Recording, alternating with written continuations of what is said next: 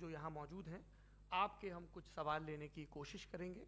30 minute का वक्त हमने उसके लिए तय कर रखा है। इस तरह से ये 2 घंटे की बहस पूरी होगी। 2-3 बुनियादी बातें हैं जिनका हमें ध्यान रखना है। किसी भी किस्म की नारेबाजी में हमें शरीक नहीं होना है। ये हल्ला गुल्ला नहीं है, क्योंकि पूरी दुनिया देख रही है, तो एक नज़ीर कायम करनी है, एक उदाहरण लोगों के सामने रखना है कि पढ़े लिखे लोग इत्तेफाकी और नाइत्तेफाकी रखते हुए भी, एक दूसरे से सहमति और असहमति रखते हुए भी बात कह सकते हैं। यहाँ पर मेरे JNU के प्रोफेसर बैठे हैं, पुरुषोत्तम अग्रवाल जी, जिन्होंने हमें क्लास में सिखाया है कि सहमति का साहस और असहमति का विवेक, और इसका ठीक उलट भी, ये बड़ा जरूरी है। दूसरी बात, ये किसी एक धर्म के बारे में बहस नहीं है, ये बात सबको स्पष्ट होनी चाहिए। किसी धर्म को महान बताने या किसी धर्म को कमतर बताने की ये बहस नहीं है। तो यदि कोई इस उम्मीद से देख रहा है या यहां आया है, तो मैं आपको आश्वस्त करना चाहता हूं कि आपको नाउम्मीदी हाथ लगेगी। इस बहस में बहुत ज्यादा धार्मिक प्रतीकों के इस्तेमाल को लेकर भी ये दोनों लोग जो अभी आपको गंभीर दिख रहे हैं, भले लोग हैं, कल शाम को चाय पर मिले थे, बहुत हंसी मजाक भी इनके बीच हुआ था, और गलबैयां डालते हुए एक तस्वीर भी हुई थी। ये इस बात का प्रमाण है कि इंटरनेट पर जो हल्ला मचा हुआ है उसके मुकाबले ये दोनों लोग बहुत ही अच्छे शांत ढंग से बहस के लिए राजी हो गए हैं। ट्विटर की बातें ट्विटर तक सीमित, एलन मस्क आजकल उसको एक्स कहते हैं। और अब इस बहस की शुरुआत मैं इन विद्वानों का, हालांकि इनको परिचय की जरूरत नहीं, पर हो सकता है, हमें पत्रकारिता में सिखाया जाता है कि नेवर अज्यूम, विज्ञान भी यही कहता है। मुफ्ती शमाइल नदवी साहब इस्लामिक विद्वान, शिक्षाविद हैं, कोलकाता के वाहियान फाउंडेशन के संस्थापक हैं, लखनऊ की प्रतिष्ठित दारुल उलूम नदवतुल उलमा से ग्रेजुएशन किया है, सोशल मीडिया और सार्वजनिक मंचों पर अध्यापन और बौद्धिक कामों में सक्रिय हैं, और इस समय इंटरनेशनल इस्लामिक यूनिवर्सिटी मलेशिया से PhD कर रहे हैं। अच्छी बात यह है कि पढ़ाई के साथ साथ ट्रैवल ब्लॉग भी बनाते हैं। पेट्रोनस टावर के सामने का ब्लॉग हमने देखा। हमारे साथ जावेद अख्तर साहब हैं। जावेद अख्तर साहब कवि हैं, शायर हैं, गद्य भी लिखते हैं, फिल्मों के लिए संवाद लिखे हैं, गीत लिखे हैं। इससे इतर ये वैज्ञानिक सोच को लेकर या अपने डिक्लेयर्ड एथिज्म को लेकर भी मुखर रहते हैं और अपने तहीं रैशनैलिटी की बात करते हैं। देवियों और सज्जनों, डज गॉड एग्जिस्ट? इस सवाल का जवाब सब अपने अपने तहीं खोजने की कोशिश कर रहे हैं। कोई इसको गॉड डैम पार्टिकल की खोज बताता है, कोई गॉड पार्टिकल की खोज बताता है, कोई हिग्स बोसान की खोज बताता है, कोई ये सवाल जवाब तलाशने की कोशिश करता है कि मास एग्जिस्टेंस में आखिर आया कैसे, हुआ क्या था, सृष्टि के पहले, समय के पहले क्या था, और कोई ये कहता है कि ये सारी खोजें जिस मस्तिष्क में हो रही हैं प्रकृति के क्रम में, वो कैसे विकसित हुआ। मैं उम्मीद करता हूं कि हम आज इन बुनियादी सवालों के कुछ जवाब हासिल करने में कामयाब हों। मैं सबसे पहले मंच पर आमंत्रित कर रहा हूं मुफ्ती शमाइल नदवी साहब को। आइए सर। जी,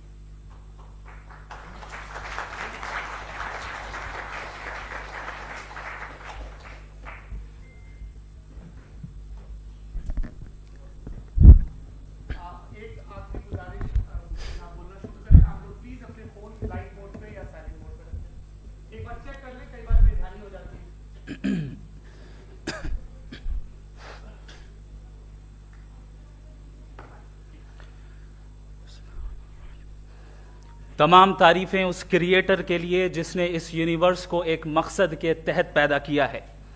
रिस्पेक्टेड जनाब जावेद अख्तर साहब, मिस्टर सौरभ द्विवेदी, और respected audience, thank you all for being here today.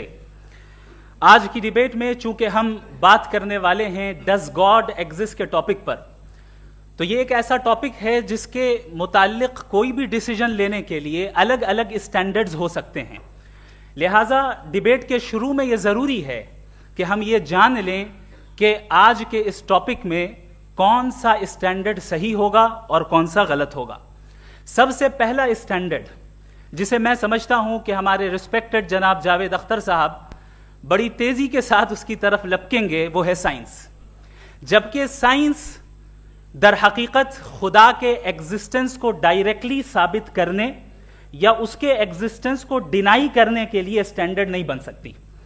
और उसकी वजह क्या है, ये मैं नहीं कह रहा, ये वो लोग कह रहे हैं जो साइंस के एक्सपर्ट्स हैं। नेशनल एकेडमी ऑफ साइंस कहती है science doesn't have the processes to prove और disprove the existence of God. Why? क्योंकि साइंस का ताल्लुक एम्पेरिकल एविडेंस से है और एम्पेरिकल एविडेंसेस का ताल्लुक हमारे नेचुरल और फिजिकल वर्ल्ड से है, जबकि गॉड नॉन फिजिकल और सुपर नेचुरल रियलिटी है। लिहाजा नॉन फिजिकल रियलिटी को आप उस टूल के साथ नहीं चेक कर सकते जिसका काम फिजिकल रियलिटी को तलाश करना है। लिहाजा आज इस डिबेट में गॉड की एग्जिस्टेंस को साबित करने या उसे डिनाई करने में साइंटिफिक एविडेंस को एक्सेप्ट नहीं किया जाएगा। दूसरा स्टैंडर्ड हो सकता है रेविलेशन, कि रेविलेशन के जरिए हम यह साबित करें कि गॉड एग्जिस्ट करता है या नहीं। लेकिन यह स्टैंडर्ड भी आज इररेलेवेंट है। क्यों? क्योंकि रेविलेशन मेरे नजदीक सोर्स ऑफ नॉलेज है, वैलिड सोर्स ऑफ नॉलेज है, लेकिन हमारे जावेद अख्तर साहब के नजदीक यह वैलिड सोर्स ऑफ नॉलेज नहीं है। लिहाजा आज की डिबेट में मैं एक भी एविडेंस किसी भी मजहबी स्क्रिप्चर से नहीं दूंगा ताकि जावेद अख्तर साहब के लिए वो अनएक्सेप्टेबल ना हो। तीसरा जो मेयार हो सकता है वो है ऑब्जर्वेशन, कि भाई कोई कहे कि हमें खुदा दिखाओ, अगर है तो दिखाओ, या ये कि खुदा के एग्जिस्टेंस पर एम्पेरिकल एविडेंस दो, तो ये है दर हकीकत गलत टूल का इस्तेमाल करना। ये ऐसा ही है कि जावेद साहब मुझसे ये मुतालबा करें कि मुफ्ती साहब आप मेटल डिटेक्टर के जरिए प्लास्टिक डिटेक्ट करके दिखाएं। अब चूंकि प्लास्टिक डिटेक्ट नहीं हो पा रही है लिहाजा plastic does not exist. No, you are using the wrong tool. इस टूल से प्लास्टिक को डिटेक्ट नहीं किया जाता। लिहाजा मैं समझता हूं कि गॉड के एग्जिस्टेंस पर एम्पेरिकल एविडेंस का मुतालबा करना एक बचकाना मुतालबा है, और हमारे रिस्पेक्टेड जनाब जावेद अख्तर साहब इस स्टेज से अब बहुत आगे निकल चुके हैं। अब बचता है एक ही स्टैंडर्ड, और वो स्टैंडर्ड है अक्ल, लॉजिक, रीजनिंग। और यही वो स्टैंडर्ड है जिसके तहत गॉड की एग्जिस्टेंस को साबित किया जाएगा या गॉड की एग्जिस्टेंस को डिनाई किया जाएगा। लेकिन चूंकि ये बहुत इंपॉर्टेंट और सेंसिटिव टॉपिक है, इसलिए लॉजिकल आर्ग्यूमेंट भी ऐसा होना चाहिए जो डेफिनेटिव हो, इनडेफिनेटिव ना हो, जो 2 और 2 4 की तरह बिल्कुल वाजे हो, जिसे लॉजिकली रिजेक्ट करना पॉसिबल नहीं हो।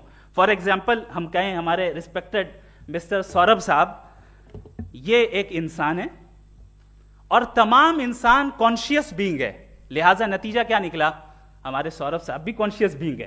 क्या ये इनडेफिनेट आर्ग्यूमेंट है या डेफिनेट आर्ग्यूमेंट है? ये डेफिनेट आर्ग्यूमेंट है।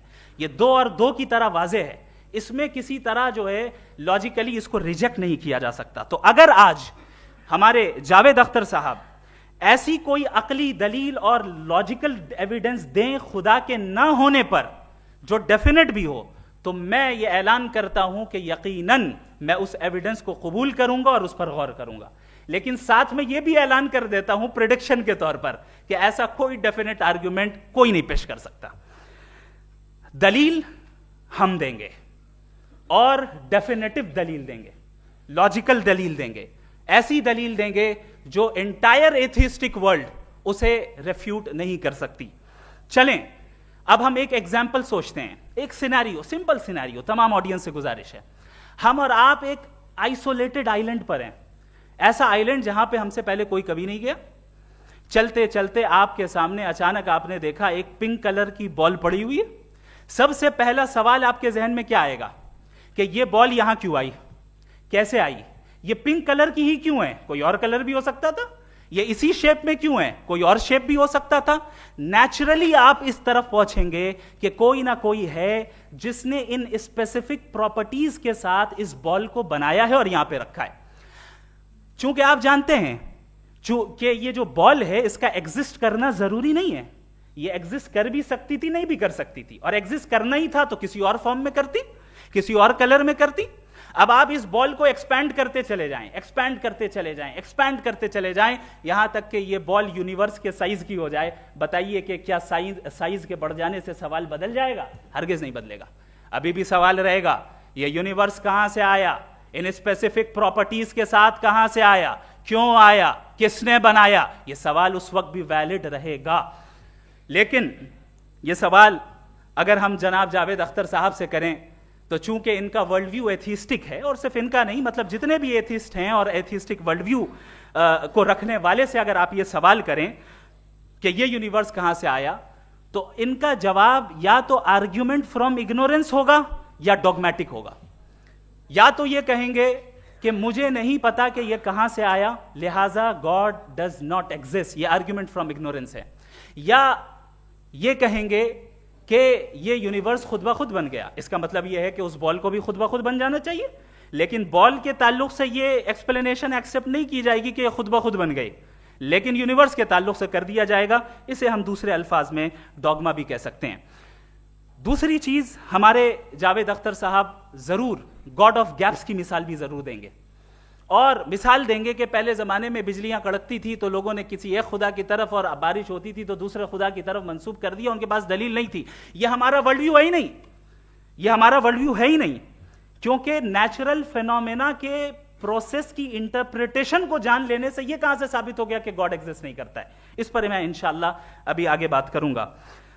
आप हजरात ये भी देखेंगे, और मैं ये एक्सपेक्ट करता हूं कि हमारे रिस्पेक्टेड जनाब जावेद अख्तर साहब जरूर इमोशनल आर्ग्यूमेंट्स भी देंगे, जो कि एक लॉजिकल फेलेसी है जब बात आती है ट्रुथ को डिसाइड करने में। क्यों? मिसाल के तौर पर वो कहेंगे कि अगर गॉड है तो ईविल क्यों एग्जिस्ट करता है, जबकि मैं कहता हूं ईविल का एग्जिस्ट करना गॉड के एग्जिस्ट करने की दलील है, उसके खिलाफ नहीं है। चूंकि अगर गॉड है तो हम सब उसके सामने अकाउंटेबल हैं, और अगर हम अकाउंटेबल हैं तो अकाउंटेबिलिटी के लिए ईविल का मौजूद होना जरूरी है, उसके बगैर हम अकाउंटेबल नहीं हो सकते। और अगर हम अकाउंटेबल नहीं हैं तो हम जनाब जावेद अख्तर साहब से पूछेंगे कि आप बताएं कि फिर सफरिंग इस दुनिया में क्यों है? अगर खुदा नहीं है तो सफरिंग क्यों है? और उन लोगों के जज्बे का क्या जिनके अंदर सफरिंग के बाद इंतकाम लेने का जज्बा पाया जाता है और वो इस दुनिया से ऐसे ही चले गए, क्या उनकी सारी तकलीफें बेकार चली जाएंगी? अब आ जाएं उसी एग्जाम्पल की तरफ कि बॉल, मुझसे अगर कोई पूछे इस बॉल को किसने बनाया और या इस एक्सपेंडेड बॉल को किसने बनाया, मैं कहूंगा कि चूंकि ये यूनिवर्स और इस यूनिवर्स की तमाम चीजें कॉन्टिंजेंट हैं। कॉन्टिंजेंट होने का मतलब ये होता है कि जो अपने एग्जिस्टेंस पे किसी के ऊपर डिपेंड करती हो, तो जाहिर है ये यूनिवर्स कॉन्टिंजेंट है। और अगर कोई चीज कॉन्टिंजेंट नहीं है तो मैं रिक्वेस्ट करूंगा कि मुझे दिखा दें कि कौन सी चीज यूनिवर्स में कॉन्टिंजेंट नहीं है, हम भी जरा गौर कर लें और हम भी देख लें।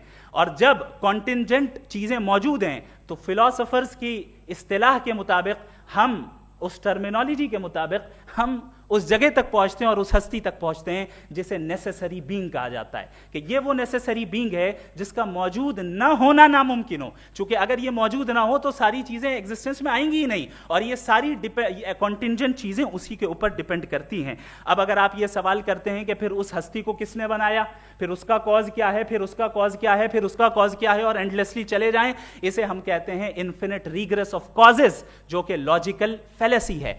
कॉन्सेप्चुअली इंफिनिटी पॉसिबल है। मिसाल के तौर पे न्यूमेरिकल्स 1 2 3 गिनते चले जाएं, इन्फिनिट नंबर्स हैं। मैं कॉन्सेप्चुअली बात नहीं कर रहा, प्रैक्टिकली रियलिटी में साबित करके दिखाएं कि infinite regress of causes possible हैं या नहीं। अगर पॉसिबल हैं तो हम मान लेंगे, मिसाल दे दें, और पॉसिबल नहीं है तो एक ही ऑप्शन बचता है जिसे हम कहते हैं नेसेसरी बीइंग। ऐसी नेसेसरी बीइंग जो इंडिपेंडेंट है, क्योंकि अगर वो डिपेंडेंट हुई तो वो नेसेसरी नहीं रहेगी। ऐसी इंडिपेंडेंट बीइंग जो इटर्नल है, अगर वो इटर्नल नहीं होगी, उसकी बिगिनिंग होगी तो वो खुद कॉन्टिंजेंट है। ऐसी बीइंग जो पावरफुल है, क्योंकि कॉन्टिंजेंट को एक्चुअलाइज करने के लिए पावर चाहिए। ऐसी बीइंग जो इंटेलिजेंट है और नॉलेजेबल है, क्योंकि ये यूनिवर्स स्पेसिफिक फॉर्म और स्पेसिफिक लॉज ऑफ नेचर के तहत प्रिसाइजली चल रहा है।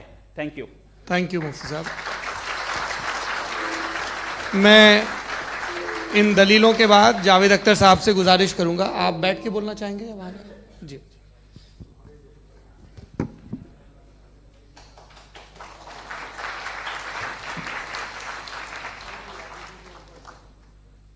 पहले तो मैं मुफ्ती साहब को एक अच्छी खबर देना चाहूँगा कि मेरी नॉलेज साइंस के बारे में बड़ी मामूली है, तो आप फिक्र ना करें उसकी, लेकिन कुछ कॉमन सेंस है मुझ में।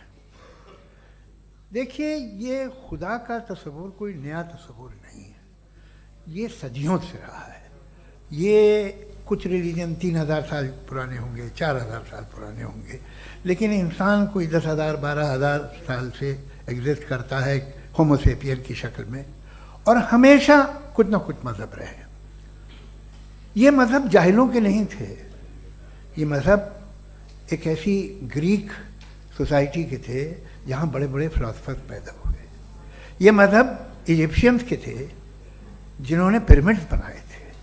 ये रोमन्स के थे कि जिनका आर्किटेक्चर और सेनेट यानी पहली बुनियाद डेमोक्रेसी की लिमिटेड थी मगर डेमोक्रेसी थी, ये उन लोगों ने किए थे। तो इनका जो जुपिटर था, रा था, ज़्यूस था, उन्हें उस पर इतना ही एतमाद था जितना आज किसी मजहबी आदमी को अपने खुदा पे होगा। क्रिश्चियनिटी आने से पहले यूरोप में एक मज़हब था जर्मेनिक रिलीजन। उसका एक खुदा था, उसकी एक बीवी थी, उसके 2 बेटे थे, एक बेटी थी। फिर जर्मनी में जब यूरोप में क्रिश्चियनिटी आई तो वो खुदा, उसकी बीवी और पूरे ख़ानदान चला गया। तो हमने अगर हम हिस्ट्री देखें तो खुदा जो हैं वो ज़्यादातर फ़नी है, वो हमेशा रहे नहीं। और वो जो लोग इन्हें मानते थे उनको आप कहें वो तो जाहिल थे, उन्हें तो कुछ पता ही नहीं था, ऐसा नहीं है। वो अपने वक्त में बड़े काबिल लोग थे और अपने वक्त में उन्होंने बड़े बड़े काम किए हैं, फिलोसफर्स थे, साइंटिस्ट थे। लेकिन उनका मज़हब कहाँ गया, उनके खुदा कहाँ गए? आज जो खुदा हैं दुनिया में लोग उन्हें मानते हैं। आपको क्या मालूम कि कितने बरसों के बाद क्या होने वाला है? हम यूरोप में देखते हैं तो चर्च खाली हैं। तो वक्त के साथ चीज़ें बदलती हैं। जहाँ तक इसका ताल्लुक़ है मज़हबों का, हर मज़हब आपसे एक चीज़ मांगता है, फेथ। ये फेथ क्या चीज़ होती है? What is the difference between faith and belief? ये तो बहुत ही अहमखाना बात होगी कि कोई आदमी कहे साहब अगर खुदा है तो मुझे दिखाइए। ये तो जाहिलाना बात हुई। मैंने तो नॉर्थ पोल नहीं देखा है मगर मैं मानता हूँ कि नॉर्थ पोल है। मैं क्यों मानता हूँ? इसलिए कि अगर ये दुनिया राउंड है तो उसका कोई टॉप होगा। कुछ लोग हैं जो वहाँ गए भी हैं, कॉमन सेंस कहता है कि ऐसा होगा, सबूत है, गवाह है, रीज़न है। तो ये मेरा फेथ नहीं है। तो फेथ में और बिलीफ में डिफरेंस क्या है? जो मजहब मांगता है आपसे, हर मजहब फेथ मांगता है। फेथ का मतलब ये है कि ना कोई गवाह हो, ना कोई सबूत हो, ना कोई रैशनल हो, ना कोई लॉजिक हो, ना कोई प्रूफ हो, मगर तुम एक बात को मानो। ये है फेथ। वरना बिलीफ होता। अगर इसमें कुछ भी सबूत होते, गवाह होते, तो फिर इसे आप बिलीफ कहते। जैसे मेरा बिलीफ है कि नॉर्थ पोल है, मेरा फेथ थोड़ी है। फेथ इन तमाम शर्तों को रद्द करता है। तो फिर स्टुपिडिटी क्या है? अगर मैं एक बात ऐसी मानूं जिसकी ना कोई लॉजिक है, ना कोई रैशनल है, ना कोई प्रूफ है, ना कोई गवाह है, ना कोई सबूत है, और मैं उसे मानूं, तो ये स्टुपिडिटी हुई। इसे ही भाई कल को मैं यकीन कर लूं कि एलॉन मस्क जो है मेरा भाई है, तो मुझे इंतहाई खुशी होगी, सुकून भी बहुत मिलेगा मुझे। लेकिन और कहे भाई क्यों मानते हो, क्या सबूत है भाई, वो तो अमेरिकन है और तुम तो इंडियन हो, वो तो नस्ल अलग है, तुम्हें कभी मिले भी नहीं। साहब देखिए मेरा फेथ है, इस पर बात न किया। फेथ का मतलब ही यह है कि आप प्रूव नहीं कर सकते। अगर आप प्रूव कर सकते हो तो फेथ की जरूरत ही नहीं, फिर तो आप बात करेंगे, आप कितनी बहस कर लीजिए। अल्टीमेटली दुनिया का हर मजहब फेथ पे टिका है, और फेथ का मतलब है एक ऐसा यकीन जिसका कोई सबूत, कोई गवाह, कोई रैशनल नहीं। अब आप ये कहें, क्या आप ये क्यों कह रहे हैं कि साहब ये कायनात किसने बनाई? कमाल ये है कि आपने बताया कि एक आइलैंड पे गए और एक बॉल देखी। आपने ये नहीं कहा कि आइलैंड किसने बनाया, आपको सिर्फ बॉल पे हैरत हुई। हमने आइलैंड पे हमने हैरत नहीं की, होते हैं आइलैंड। इसी तरह ये आइलैंड है, सितारे, ये गैलेक्सीज, ये सब आइलैंड हैं, खला में। हम उन्हें टेकन फॉर ग्रांटेड लेते हैं, हम पूछते नहीं किसने बनाए। आपने जजीरे के बारे में भी नहीं पूछा है। मेरी पैदाइश कैसे हुई? क्या मैं प्लान पैदा हुआ था? I was plan to be born. या एक लकी स्पर्म था जो किसी एक से चिपक गया। मेरी पैदाइश रैंडम। और इंसाफ जिसे आप कहते हैं, इंसाफ का तो नेचर से कोई वास्ता ही नहीं है। जो आप कहते हैं कि एक दिन इंसाफ मिलेगा, इंसाफ is a human concept. Nature में कोई इंसाफ नहीं। अगर शेर हिरन को खा जाता है तो उसे कोई सजा नहीं मिलती। अगर एक आंधी आती है और हरे भरे पेड़ों को उखाड़ के फेंक देती है तो आंधियों की जेल नहीं होती है। नेचर में इंसाफ नहीं, इसलिए वो नेचर को इंसाफ की जरूरत भी नहीं। नेचर तमाम एक है। अब हम कहें कि साहब ये देखिए जो मैंने खाना खाया था ये मेरी आंख तो नहीं यूं कर दिया उसे तो इसे सजा मिलनी नहीं, वो सिस्टम है, ऐसे ही चल रहा है। नेचर बगैर इंसाफ के है। इंसाफ is a human concept.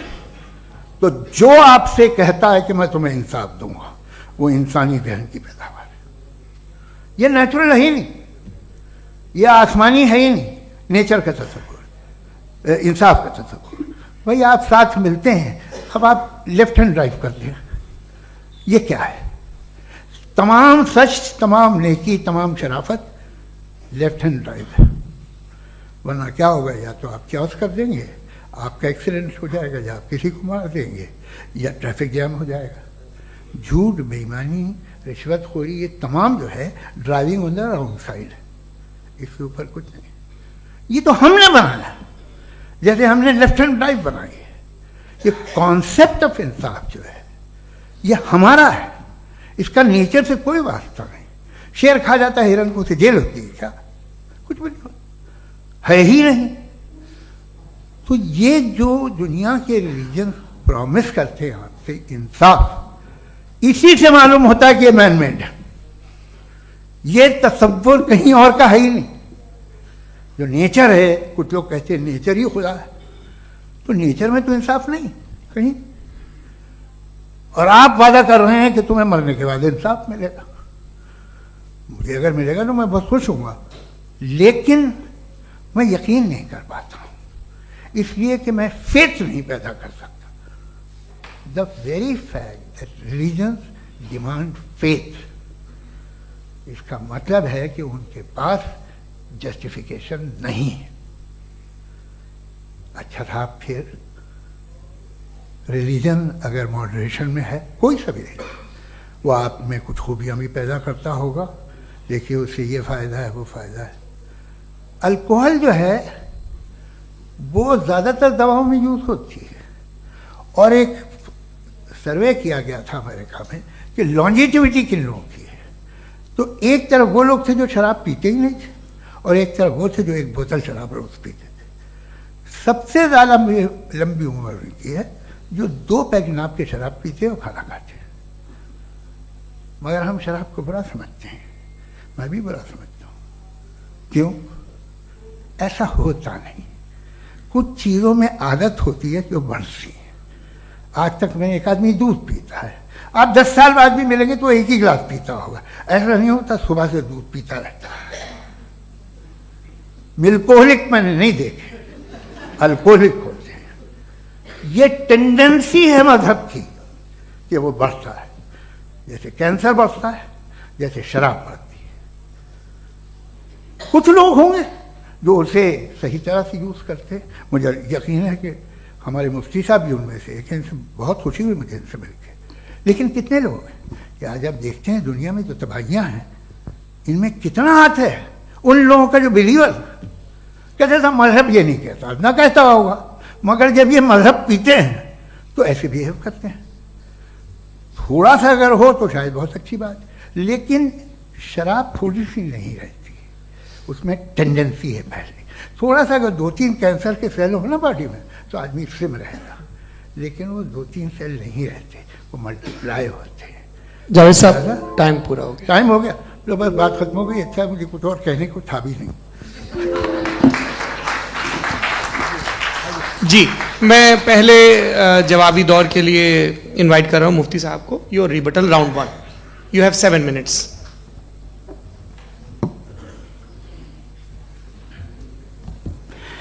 Thank you very much Javed साहब। आपकी बात को सुनकर बड़े महजूज हुए हम लोग। महजूज, do you understand? We enjoyed. Okay, अब थोड़ा सा लॉजिकली उसको हम लोग देखते हैं। दरअसल हम लोगों ने कल गुजारिश की थी मुफ्ती साहब से भी, जावेद साहब से भी, कि हिंदुस्तानी जबान आम फहम सबको समझ में आ जाए और जहां कहीं आप मुश्किल शब्द इस्तेमाल करें वहां बताते भी चलें। Thank you. तो सबसे पहले हमारे रिस्पेक्टेड जावेद साहब ने हवाला दिया कि खुदा फानी है। कितने मजहब आगे चले गए, किसी ने जुपिटर को खुदा माना, किसी ने किसी को माना। मैं कहता हूं जिसने कॉन्टिंजेंट चीज को खुदा माना, गलत माना, वो खुदा ही नहीं, वो खुदा ही नहीं है। हम तो नेसेसरी बीइंग को साबित करने बैठे हैं, वो नेसेसरी कॉज जो इटरनल है, जो अबदी भी है और अजली भी है। हम किसी और को साबित करने नहीं बैठे। दूसरी चीज उन्होंने कहा कि फेथ एंड बिलीफ, ये एक ऐसी डेफिनेशन है फेथ की जो इन्होंने पहली मर्तबा पेश की है, या माफ कीजिएगा इन्होंने पहली मर्तबा पेश नहीं की है, रिचर्ड डॉकिंस ने पहली मर्तबा पेश की है। मुझे मालूम है ये सोर्स कहां से है। एपिस्टेमोलॉजिकली फेथ और बिलीफ का फर्क आप इस तरह नहीं कर सकते सर। फेथ सही भी होता है, गलत भी होता है, बिलीफ सही भी होता है, गलत भी होता है। जो लॉजिक, रीजन और एविडेंस से बैक्ड होगा वो फेथ सही होगा। और आप जिस फेथ की बात कर रहे हैं कि इलॉजिकल है और उसके पीछे नहीं है, तो we are on the same page. हम नहीं मानते उस फेथ को, जो फेथ ऐसा हो जिसके पीछे कोई लॉजिक ना हो, एविडेंस ना हो, हम नहीं मानते। हम तो उस फेथ के कायल हैं जिसके पीछे लॉजिक हो और एविडेंस हो। तो बिलीफ सही भी होता है, गलत भी होता है, फेथ भी सही होता है और गलत भी होता है। तो आज फेथ और बिलीफ के डिफरेंस पे बात नहीं हो रही है। आज आप चाहे फेथ एक्सेप्ट कर लें या बिलीफ एक्सेप्ट कर लें, आज ये बात होगी कि ट्रूथ क्या है, चाहे ट्रू बिलीफ सही है या ट्रू फेथ सही है, और फॉल्स फेथ क्या है और फॉल्स बिलीफ क्या है, बात इस पे हो रही। दूसरी चीज इन्होंने पूछा स्टुपिडिटी फिर क्या है। अगर फेथ रिलीजन स्टुपिडिटी नहीं है तो और क्या है? चूंकि फेथ का मुतालबा करते हैं तो स्टुपिडिटी क्या है? मैं कहता हूं स्टुपिडिटी एथिज्म है। उसकी वजह यह है कि आप एक सड़क पे जा रहे हो और आप किसी गार्डन में जाएं और देखें वहां लिखा है फूलों के साथ I love Javed Akhtar, and I really do, I love you sir. So जब आप वहां पर पहुंचे तो वहां पहुंचकर अब ये बताएं, क्या आप ये कहेंगे वाह व्हाट अ नेचुरल सिलेक्शन? ये क्या नेचुरल सिलेक्शन है? नहीं, ये प्रिसाइजली डिजाइंड है, इसके पीछे डिजाइनर है। लिहाजा अगर कोई एक ऐसी कॉमन सेंस की बात को कबूल नहीं कर रहा है कि यूनिवर्स जो इतने प्रिसाइजली काम कर रहा है, हम कह दें कि खुद ब खुद बन गई, मैं समझता हूं इससे बड़ी स्टुपिडिटी और कुछ नहीं है। ये रैशनल चीज है। फिर हमारे सर ने कहा कि आपने बॉल पे फोकस किया, आइलैंड पे फोकस नहीं किया। अरे आइलैंड को किसने बनाया यही समझाने के लिए तो बॉल की मिसाल दे रहा हूं। और बॉल भी कॉन्टिंजेंट है, आइलैंड भी कॉन्टिंजेंट है, दोनों नेसेसरी बीइंग का मुतालबा करते हैं। आगे इन्होंने कहा कि नेचर में कोई इंसाफ नहीं है। हम डिसाइड करते हैं कि मोरालिटी क्या होती है, इंसाफ क्या होता है। हम डिसाइड करते हैं, जैसे ड्राइविंग सीट में ट्रैफिक वाला, ये तो किसी खुदा ने नहीं कहा, ये है, इसे कहते हैं फॉल्स इक्विवेलेंस। ये एक लॉजिकल फेलेसी है। आपने जो है मिसाल दी ड्राइविंग की और ट्रैफिक की, ये सब्जेक्टिव मोरालिटी है। आप सब्जेक्टिव मोरालिटी को मिसाल बनाकर ऑब्जेक्टिव मोरालिटी के ऊपर नहीं थोप सकते। इंसाफ की ऑब्जेक्टिव मोरालिटी। अगर आप ये कहते हैं कि नेचर में इंसाफ नहीं है, तो इंसाफ का न होना ये नेचुरल हुआ, तो फिर नेचर को नेचर रहने दे। क्यों हम इतना स्ट्राइव कर रहे हैं दुनिया में इंसाफ लाने के लिए? ये तो इलॉजिकल बात है, इरैशनल बात है। इसलिए बहुत सी चीजें ऐसी हैं जो ऑब्जेक्टिवली जो है इविल या गुड हैं, और बहुत सी चीजें ऐसी हैं जो सब्जेक्टिवली हैं। सब्जेक्टिवली जो मोरल होता है या इमोरल होता है, उसको हम सोशल कंसेंसस से या पर्सनल प्रेफरेंस से डिसाइड करते हैं। लेकिन जो ऑब्जेक्टिव मोरालिटी है, जिसमें इंसाफ आया, जो इन्होंने बार बार रिपीट किया, ये ऑब्जेक्टिव है, सब्जेक्टिव नहीं है। अगर आप कहते हैं ये सब्जेक्टिव है, तो मेरा सवाल आपसे यह है, क्या सोशल कंसेंसस के जरिए अगर जुल्म को सही करार दे दिया जाएगा तो आप जुल्म को जस्टिफाई करेंगे? दूसरी चीज इन्होंने यह कहा कि 2 पैक शराब पी लें तो वो उतने पे नहीं रहता, बढ़ जाता है। यही मामला मजहब के साथ है। 2 पैक आप पी लें, बढ़ेगा। तो ये एक ऐसी मिसाल है, इसको कहीं भी फिट कर लें कि आप एथिज्म पे जब फिट करें, जब आप 2 पैक एथिज्म का लेंगे ना, तो वो बढ़ बढ़ के नॉर्थ कोरिया बनेगा। Thank you.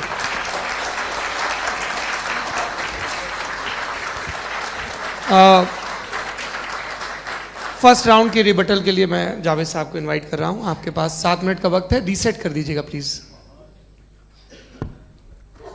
मुझे इस बात की खुशी है कि मुफ्ती साहब ने भी मान लिया कि नेचर में कोई इंसाफ नहीं है।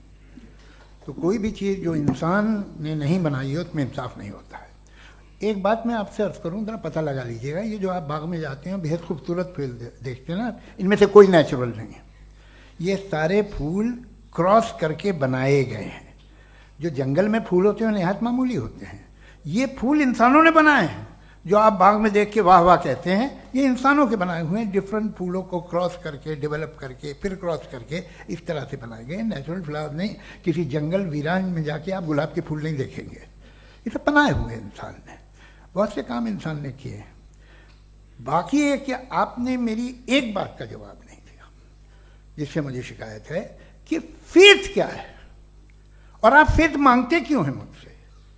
आप तो लॉजिकल हैं, आपके पास तो सारे रैशनल हैं, आपके पास सारे सबूत हैं, तो आपको फेथ की डिमांड क्यों करते हैं कि भाई तुम सरेंडर कर दो और सवाल मत करो।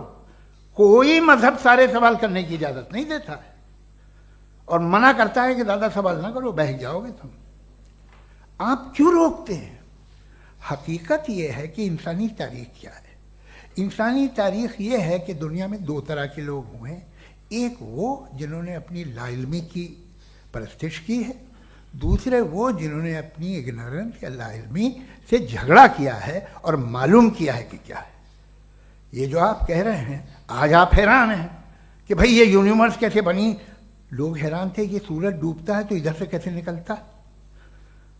और आप एक कदम जाके हमेशा का मानने को तैयार है, एक कदम पीछे ही मान जाइए। भाई आप इसके बाद जाते हो, कहते सवाल ना करना कि ये कहाँ से आया, ये पावर तो हमेशा से हमेशा रहेगी।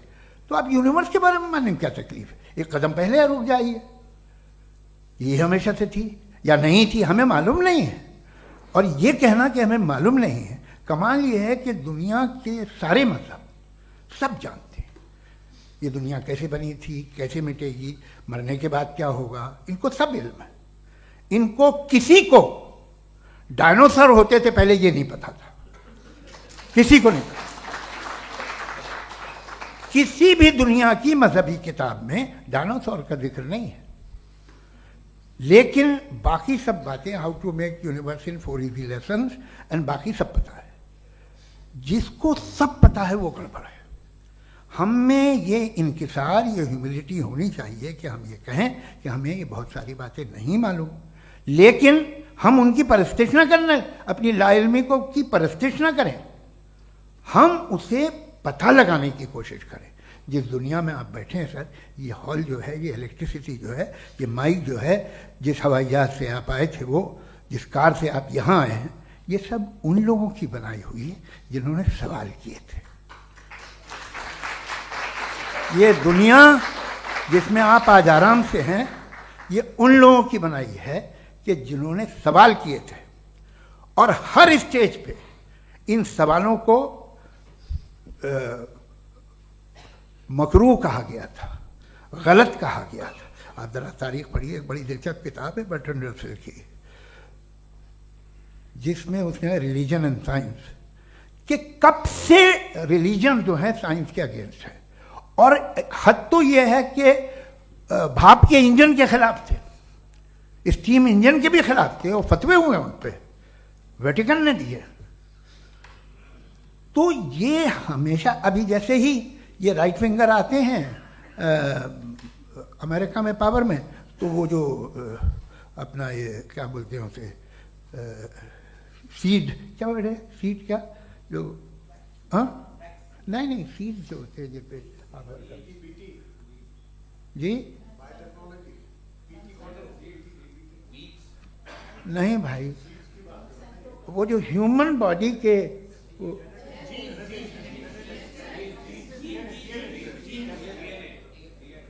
उस पर रिसर्च बंद हो जाती है, रिपब्लिकन नहीं करने देते। अरे भाई इतना डर क्या है तुम्हें? एक ज़माने में बहुत नाराज थे ये सारे मजहबी लोग कि ये इंसान तो इंसान बनाने की कोशिश कर रहा है। आपको क्या तकलीफ भाई, बना ले तो बना लेने दो, ये खौफ क्या है? और ये सब आज जो आप कह रहे हैं नामुमकिन है, ये कैसे हुआ? मुझे एक किस्सा याद आता है। जब मैं 6ठी क्लास में था तो मैं मैथमेटिक्स में बहुत वीक था, तो एक टीचर रख दिया गया, उसने 1 2 3 4 5 6 7 को सिखा दिया मुझे। वो दिन मैं भूल नहीं सकता हूँ मुफ्ती साहब, जिस दिन उसने ये बताया कि 1/2 क्या होता है और 3/4 क्या होता है, मुझे ऐसा लगा कि मेरा सर बीच से फट जाएगा। ये आदमी कह रहा है कि जो दीवार के अंदर जाओ वॉक करते हुए। आज हंसता हूं मैं इस बात पे। तो आज जो बातें आपके जहन से बिल्कुल परे हैं और आप हैरान होते हो उन्हें देख के, एक वक्त आएगा कि मामूली लगेंगे। और हुआ है, आपकी इंसानी तारीख ही है। इतनी जल्दी सारे फैसले आप मत कर लीजिए, थोड़ा ये ह्यूमिलिटी रखिए कि भाई ये हमें नहीं मालूम। ये कहने में क्या आ रहा है? ये यूनिवर्स कहाँ तक फैली, ये कब से है और कब तक रहेगी, हमें नहीं मालूम। आपने फैसला कर लिया कब बनी। ये आपके हिसाब से कोई 14 बिलियन ईयर बनी जो समझा जाता है। उससे पहले हजारों करोड़ों अरबों साल तक खुदा बैठा क्या कर रहा था? खामोश बैठा था, ऐसी जमाइयाँ ले रहा था। फिर उसे आइडिया है, यार एक काम करते, वक्त अच्छा गुजर जाएगा, यूनिवर्स पर आपसे सोचिए।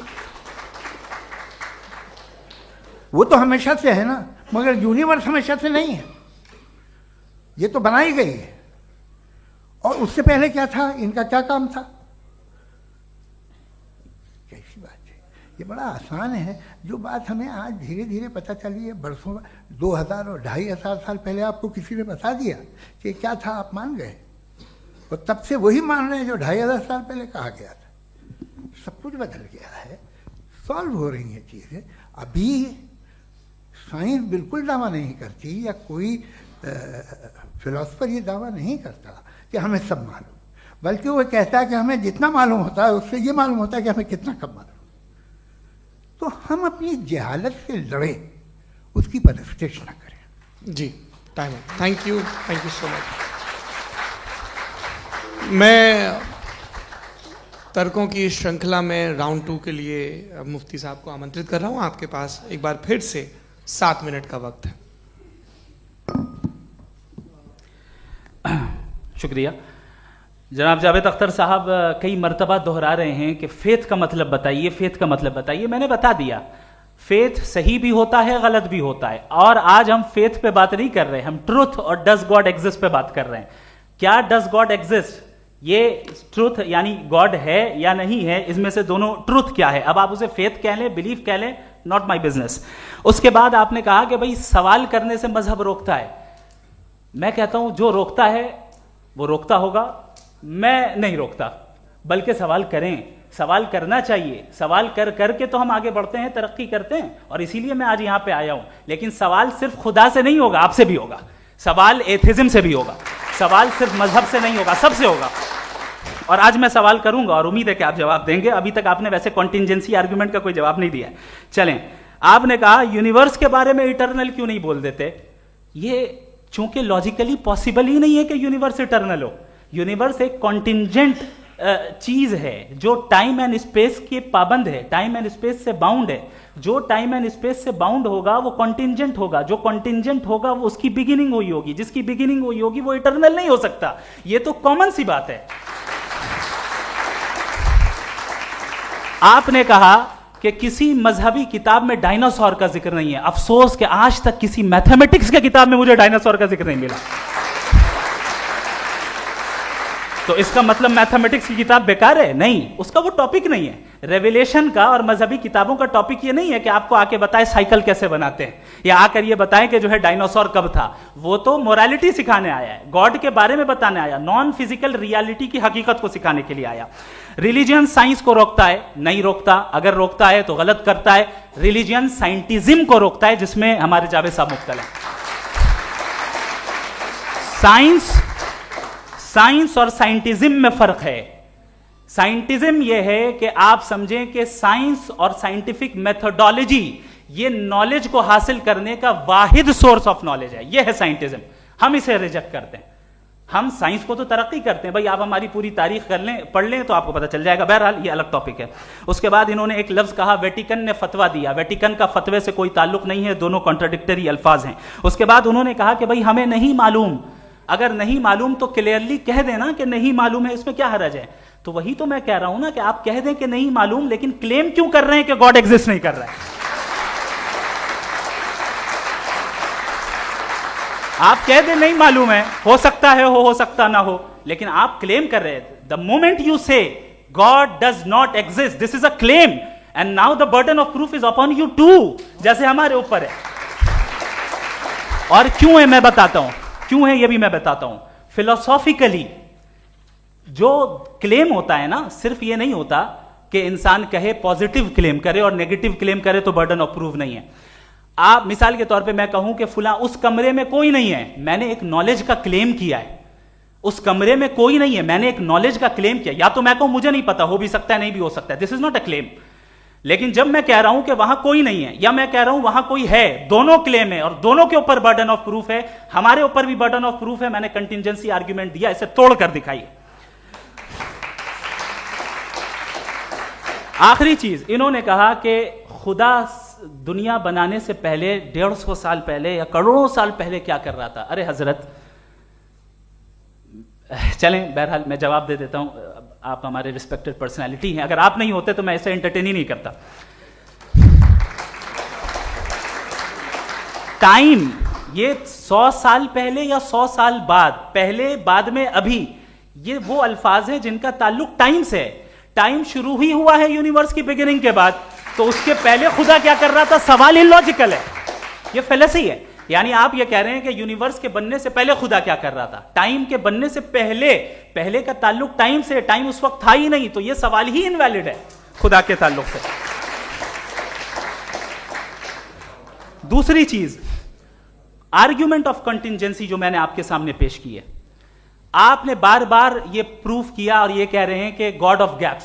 देखिए, पहले नहीं मालूम था, साइंस ने कर दिया. सिंपल्स की मिसाल से मैं समझा देता हूं. जिस गैप्स की आप बात कर रहे हैं ना, साइंस उन गैप्स को जिन चीज के जरिए भी प्रूव करेगा वो कॉन्टिंजेंट ही होगा. अब चाहे वो फोर्स हो, मैटर हो या एनर्जी हो.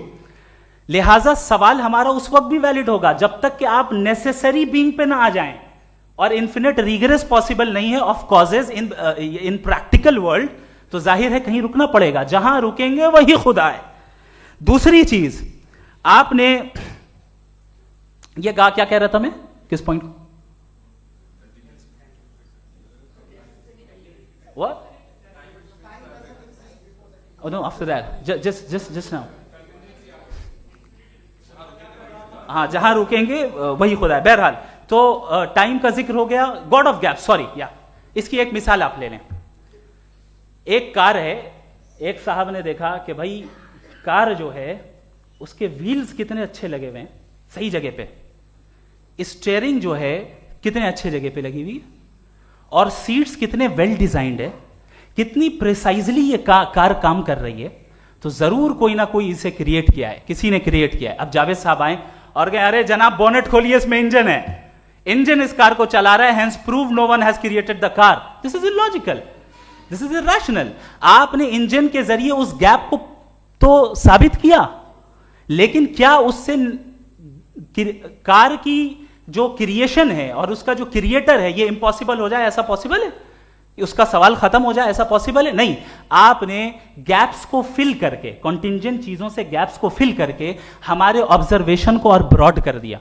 अब हमें और पता चल गया कि ये जो कार है इसका सिस्टम कितना ज्यादा कॉम्प्लेक्स है. पहले कम समझते थे, अब कॉम्प्लेक्सिटी और ज्यादा वाजे हो गई. अब हमें समझ में आ रहा है कि हमारी सर्टेनिटी और बढ़ गई कि जरूर इस कार को किसी ना किसी ने बनाया. यही मामला यूनिवर्स का है. साइंस हमेशा फिजिकल वर्ल्ड की चीजों को ही फिल करती जाएगी और फिजिकल चीजों से ही करती जाएगी, चूंकि एम्पेरिकल एविडेंस का ताल्लुक फिजिकल वर्ल्ड से है. आप साइंस के जरिए मेटाफिजिकल रियलिटी को कभी साबित नहीं कर सकते. ये रॉन्ग टूल का इस्तेमाल करना है. ये वही काम है कि आप मेटल डिटेक्टर से प्लास्टिक डिटेक्टर करने चलें, जो कि जाहिर है सही नहीं है. Thank you.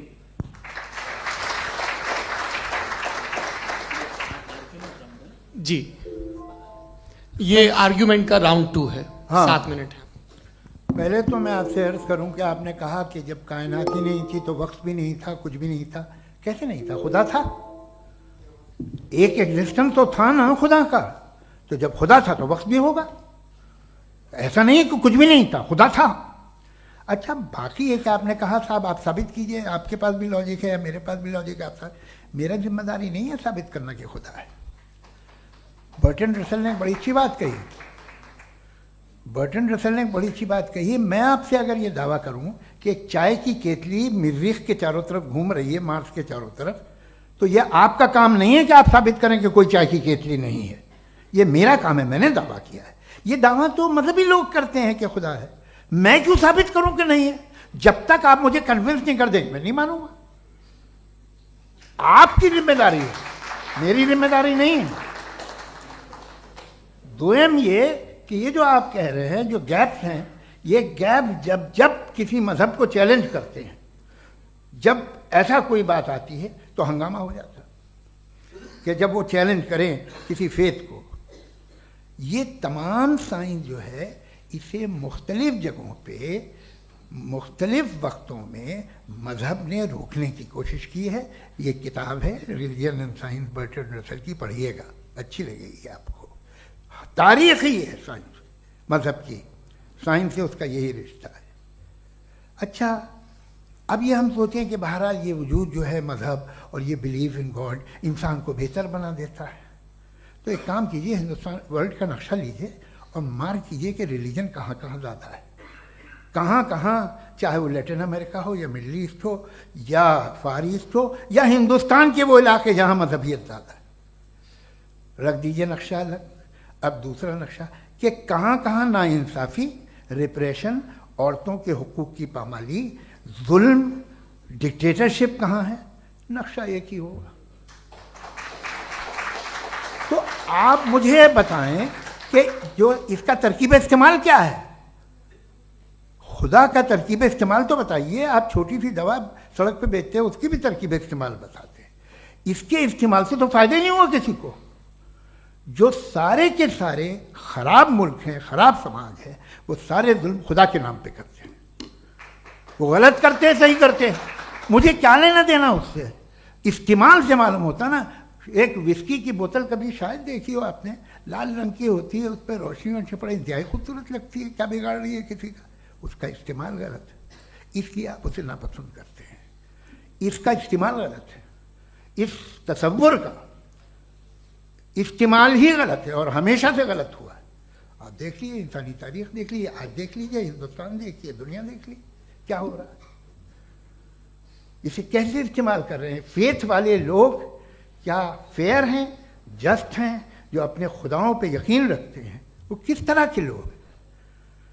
वो लोगों को इंसाफ देते हैं, वो बेहतर इंसान बने। तो इस दवा का फ़ायदा क्या है? चलो बहुत फ़ायदा हो रहा तो मैं इस्तेमाल कर लूँगा, मैं मुझे तो इस दवा का कोई फ़ायदा दिखता ही नहीं। मुझे तो ऐसा लगता, मैं एक और बात बताऊँ, अगर कोई आदमी मजहबी है और अच्छा आदमी है तो मैं उसकी बहुत इज्जत करता हूँ, इसलिए कि मेरा ख्याल है मजहबी आदमी का अच्छा होना मुझसे अच्छा होने से ज़्यादा मुश्किल है। भाई हर चीज़ की एक लिमिट है। आप इतना भाग सकते हैं, इतना नहीं भाग सकते, इतना वजन उठा सकते, इतना नहीं उठा सकते, इतना दूर देख सकते हैं, इतना दूर नहीं देख सकते। उसी तरह कॉमन सेंस कहता है कि आप में नेकी का भी एक कोटा होगा।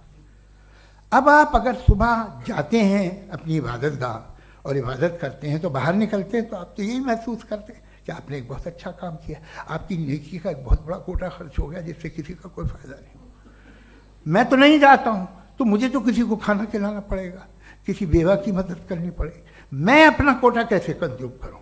आप अपना कोटा सारे मजहबी लोग इंतहाई यूजलेस कामों में यूज़ करते हैं।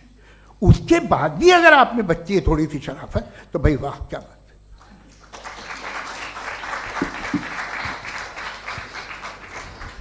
एक तो मुझे ये बात बहुत अच्छी लग रही है कि दोनों ही विद्वान समय को मानते हैं और बहुत समय से अपनी दलीलें और बाज़ दफ़ा समय से पहले अपनी तकरीरें पूरी करके अपनी अपनी कुर्सी पर बैठ रहे हैं।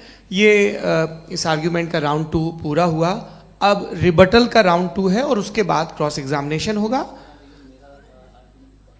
नहीं, आपका आर्ग्यूमेंट हो गया सर। हमारे यहाँ स्कूल के सिलेबस में पंच परमेश्वर कहानी पढ़ाई जाती है, प्रेमचंद जी की लिखी हुई। आप निश्चिंत रहिए, आपके कोई राउंड में मिस नहीं होने दूंगा। रिबटल का राउंड 2 मुफ्ती शमाइल नदवी साहब।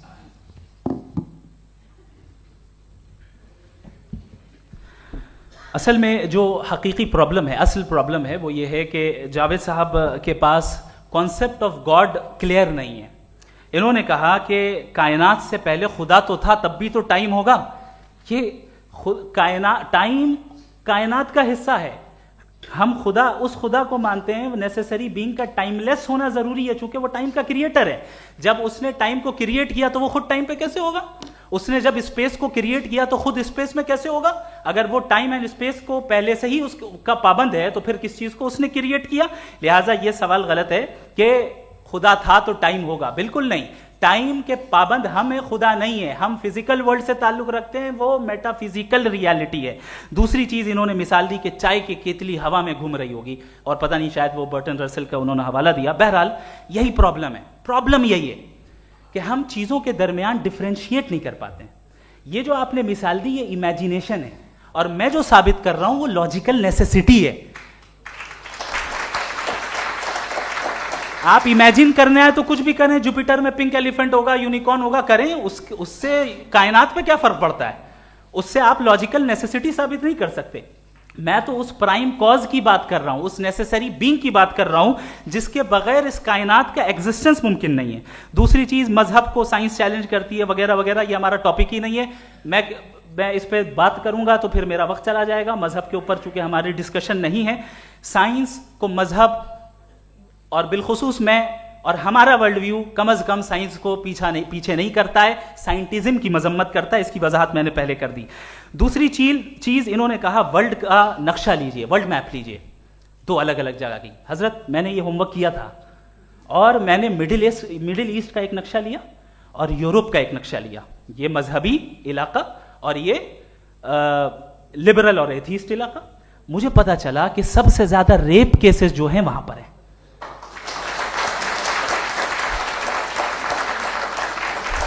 मुझे ये पता चला यूएन की रिपोर्ट के मुताबिक, मैं ये अपने घर से नहीं लेके आ रहा, कि जो वर्किंग वुमेन है यूरोपियन कंट्रीज में, उसमें 81% वुमेन सेक्सुअल हैरेसमेंट का वर्क में शुमार हो रही है। ये मिडिल ईस्ट में नहीं हो रहा है, वो मजहबी लोग हैं इसलिए नहीं हो रहा है। दूसरी चीज, आपने ये कहा कि मजहबी आदमी का अच्छा होना हमारे अच्छे होने से बहुत मुश्किल है, बहुत मुश्किल है। तो इसका मतलब यह है कि गॉड के अलावा आपके पास अच्छे और बुरे का कोई स्टैंडर्ड है। मैं चाहूंगा कि कन्वर्सेशनल स्टाइल वाली डिस्कशन और सेगमेंट पे इसी पे बात कर लेते हैं। Thank you very much.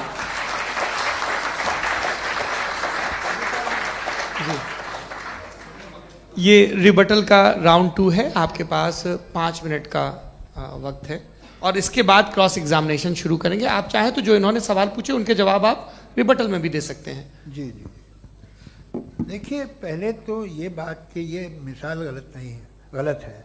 इन्होंने पहले ही हमको डिसार्म कर दिया।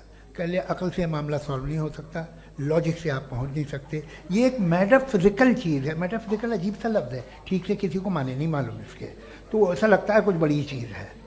अरे भाई, क्या होता है मेटाफिजिकल, बताओ, खड़ी हो। ये एक लफ्ज़ है जो कहीं भी इस्तेमाल हो जाता है। जब आप एक बात कर रहे हैं और आप मुझसे बहस कर रहे हैं तो मुझे मेटाफिजिकल मत बताइए, आप लॉजिकली मुझे प्रूफ किए। और अगर लॉजिकली आप नहीं बात करते साहब ये मेटाफिजिकल है, तो फिर हम आप बात क्या कर रहे हैं? मेरा आपका किस ज़बान में कॉन्वर्सेशन होगा? और ये कहना कि वक्त पहले नहीं था, तो फिर क्यों कहते हैं ये हमेशा से और हमेशा रहेगा?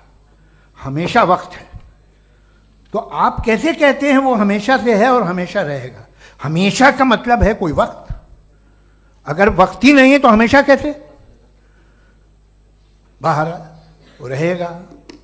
अब मैं ये देखता हूँ, आपने कहा ना कि वहाँ रेप ज़्यादा होते हैं, तो हम एक बात देखते हैं कि ये दुनिया जिस पे वो कादर मुतलक है, जिसकी मर्ज़ी के बगैर पत्ता भी नहीं हिलता, ओमनीपोटेंट है, ये दुनिया चल कैसे रही है?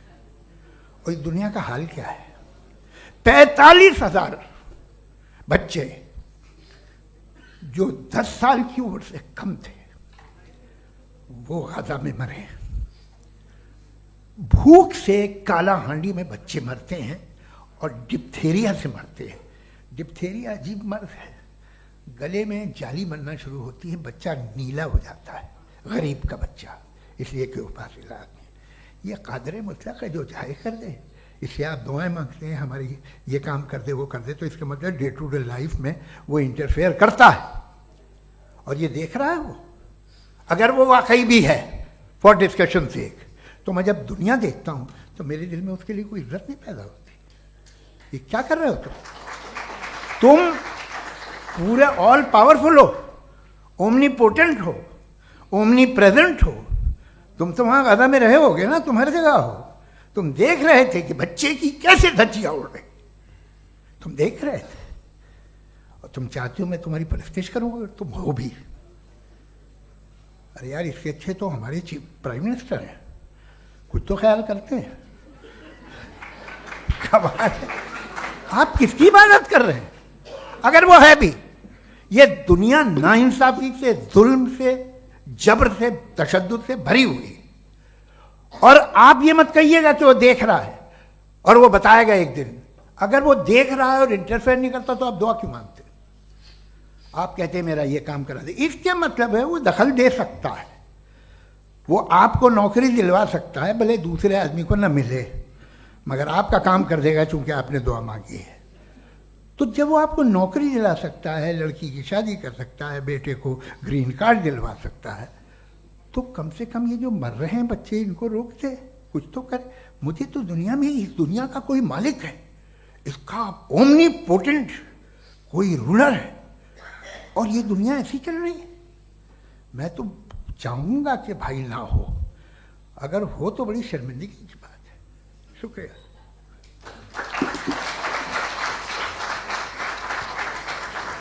देवियों और सज्जनों, इस बहस के 2 राउंड और 2 रिबटल पूरे हो चुके हैं।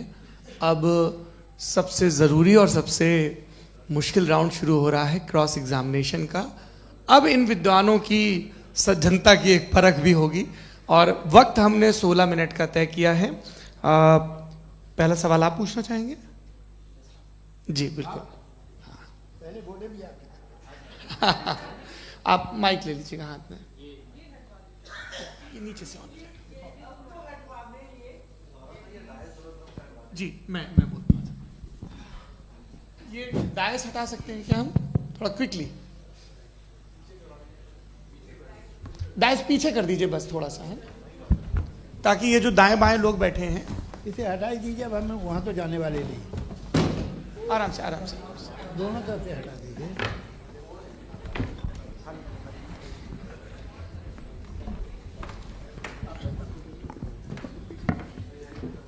इस बीच आप लोग भी अपने अपने सवाल तैयार कर लें।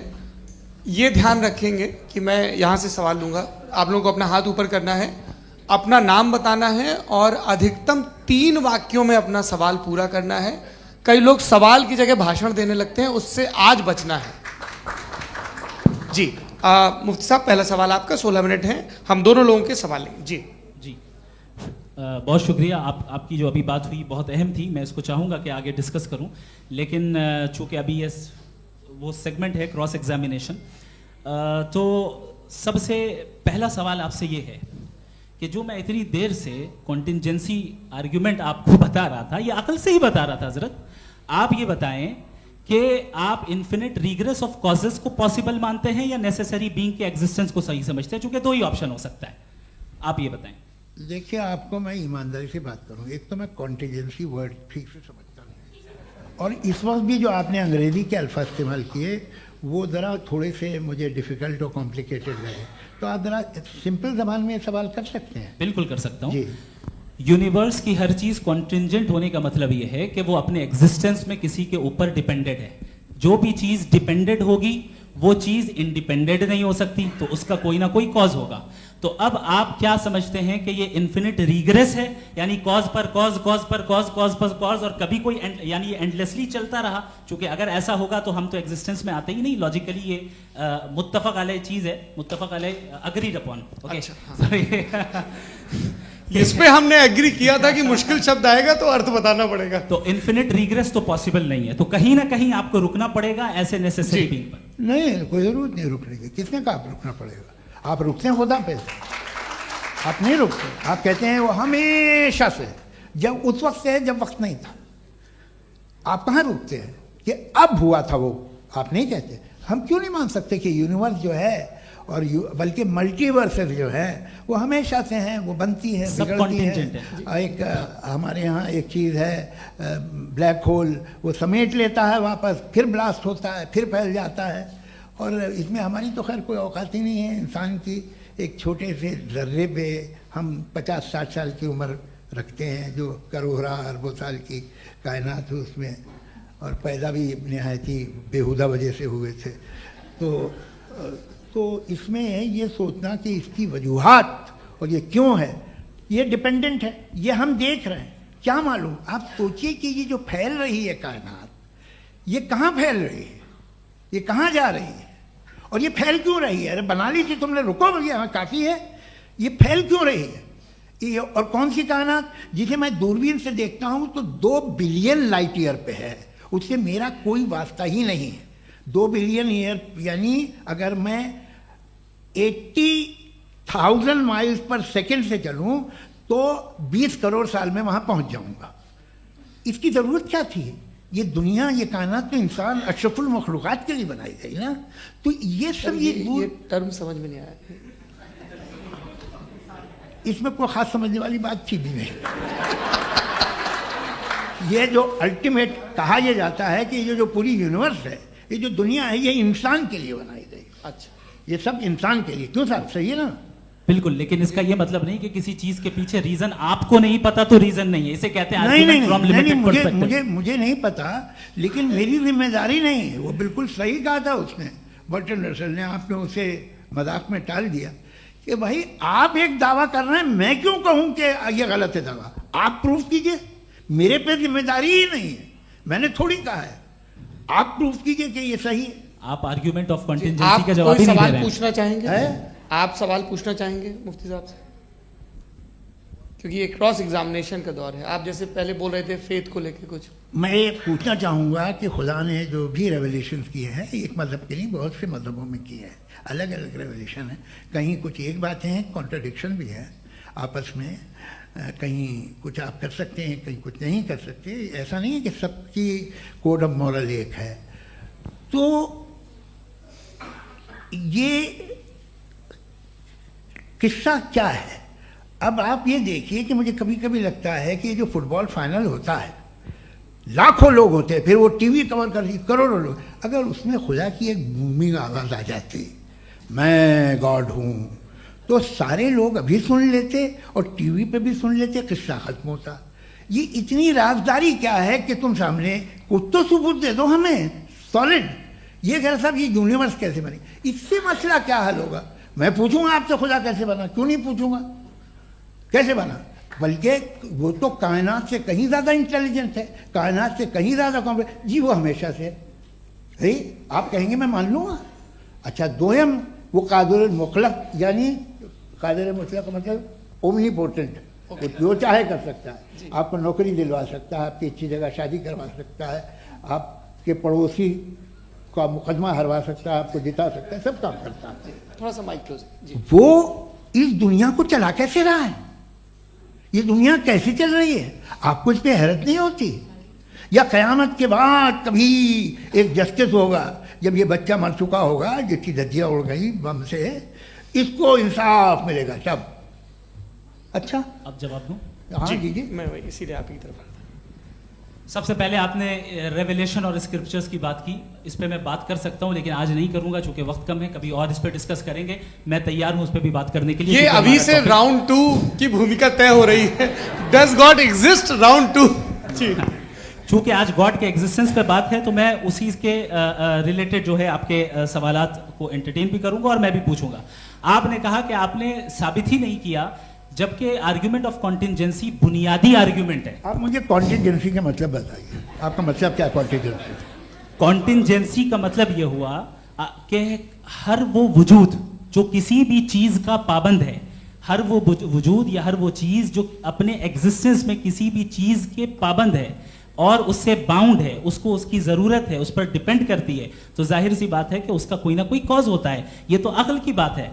ये आप रीजनिंग की बात करते हैं, मैं वही कर रहा हूं। दूसरी चीज, आपने ये बात कही कि इतने बिलियन लाइट ईयर्स दूर है, उसका मेरा क्या लेना देना। फिर मेरे ख्याल से आपको ये नहीं कहना चाहिए I think therefore I am an atheist. आपको सोचना चाहिए, सिर्फ आप एक लिमिटेड दायरे में रहकर नहीं सोचें, बल्कि बाहर निकलकर सोचें।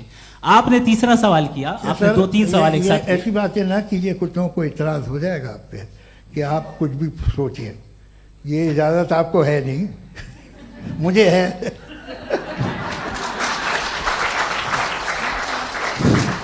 जी, आपने प्रॉब्लम ऑफ इविल के ताल्लुक से सवाल किया और बार बार आप एक लफ्ज रिपीट कर रहे हैं कि ओमनीपोटेंट गॉड है। ऑल पावरफुल गॉड है।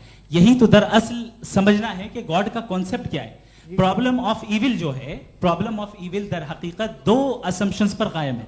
अगर आप इन दो असम्पशंस को समझ जाएं तो ये प्रॉब्लम नहीं रहेगी, आर्ग्यूमेंट आपको समझ में आ जाएगी कि ये कोलैप्स कर जाता है। पॉइंट नंबर 1, यानी जो आपका सबसे पहला फॉल्स असम्पशन है कि गॉड मर्सीफुल है, ओमनीपोटेंट है, दुनिया में जुल्म हो रहा है। लेकिन आपको यह समझना चाहिए कि हमारे वर्ल्ड व्यू के मुताबिक गॉड सिर्फ ओमनीपोटेंट और सिर्फ मर्सीफुल नहीं है, बल्कि वो ऑल वाइज भी है और वो ऑल नोइंग भी है। उसके हर काम के पीछे हिकमत और विजडम है। ये कोई जरूरी नहीं है कि वो हिकमत और विजडम आपको समझ में आए या मुझे समझ में आए। अगर आप जो समझ रहे हैं उसके मुताबिक आप फैसला कर रहे हैं, ये लिमिटेड पर्सपेक्टिव से आर्ग्यूमेंट है। और इस चीज को हम अपनी दुनिया में, अपने लाइफ में, डेली लाइफ में इस प्रिंसिपल को एक्सेप्ट करते हैं। हम जब किसी डॉक्टर के पास जाते हैं, डॉक्टर के पास जाकर वो अगर उसने हमें कोई दवाई दी है तो हम ये तो नहीं कहते कि जब तक आपके पास जितना नॉलेज और जितना विजडम नहीं है, आपने क्यों ये दवाई दी है, तब तक हम इस चीज को एक्सेप्ट नहीं करेंगे। नहीं कहते, हम उसकी अथॉरिटी को तस्लीम करते हैं। क्यों? क्योंकि उसकी हम जानते हैं कि वो नॉलेजेबल है, वो विजडम वाला है, हमसे ज्यादा नॉलेज और हमसे ज्यादा विजडम है। बताएं सर। नहीं, डॉक्टर में और खुदा में बड़ा डिफरेंस है। डॉक्टर पढ़ा लिखा होता है, एक तो मैं उसकी बात सुनूंगा। दोयम ये नहीं, कुछ जवाब तो ये भी नहीं है सर। प्लीज, अगर सब ऑडियंस से बोलने लगेंगे तो फिर मतलब नहीं सिविलाइज्ड बहस का। मतलब आप ये कहें कि चूंकि आप डॉक्टर पे बिलीव करते हैं इसलिए खुदा पे बिलीव किए, क्या ये मिसाल आपको समझाने के लिए आर्गुमेंट है, इस पे आपको एतराज नहीं है। तो सिंपल बात ये है कि मैं अगर ये यकीन कर लूँ कि एक ओमनीपोटेंट, उसकी मसलहत है, ये जो बच्चे मर रहे हैं ये मसलहत है उसकी, मुझे नहीं चाहिए थी मसलहत। उसकी मसलहत नहीं, यही तो समझना है, मतलब एक्सपीरियंस। अच्छा, इस आपने अभी मेरी बात पूरी सुनी नहीं। मैंने कहा आपका पूरा आर्ग्यूमेंट दो फॉल्स असम्पशंस पर है। एक फॉल्स असम्पशन मैंने बता दिया, दूसरा फॉल्स असम्पशन ये है कि इस दुनिया में इविल के होने का कोई गुड रीजन नहीं है, जबकि हमारे पास बाज रीजंस मौजूद हैं, हमारे पास बाज वजूहात मौजूद हैं। अगर इस दुनिया में इविल ना हो तो आप गुड को डिफाइन कैसे करेंगे? अगर जुल्म ना हो आप इंसाफ को समझेंगे कैसे? अगर तारीकी ना हो तो आप लाइट को समझेंगे कैसे? बहुत अच्छे। अभी और सुन लें, अभी और बाकी है। ये तो बात बहुत पसंद आई साहब मुझे कि जब तक रेप ना हो तब तक औरतों की इज्जत का ख्याल आपने मेरा जवाब पूरा सुना ही नहीं। जब तक के बच्चों का कत्ल ना किया जाए तब तक आपको बच्चों की मासूमियत की इज्जत। आपने पूरा जवाब सुना ही नहीं। क्या बात है, क्या आपने नुक्ता निकाला? आपने पूरा जवाब सुना ही नहीं। आप सुन लें, मेरी बात सुन लें।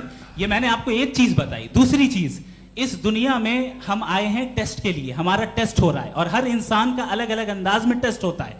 और इस दुनिया में अगर इविल मौजूद है तो वो इविल जरिया है हमारे अंदर ह्यूमन नोबल क्वालिटीज को डेवलप करने का और अलग अलग फील्ड में प्रोग्रेस करने का। और अगर हमारे अंदर और इस दुनिया में इविल नहीं होता तो बताइए टेस्ट का मतलब क्या होता? अगर मैं अपने स्टूडेंट को एमसीक्यूज दूं और उसमें सिर्फ राइट आंसर लिख कर दे दूं और कहूं तुम्हारा टेस्ट हो गया, ये मीनिंगलेस है। इस दुनिया में अगर हम टेस्ट के लिए आए हैं तो जाहिर है गुड एंड इविल दोनों मौजूद है।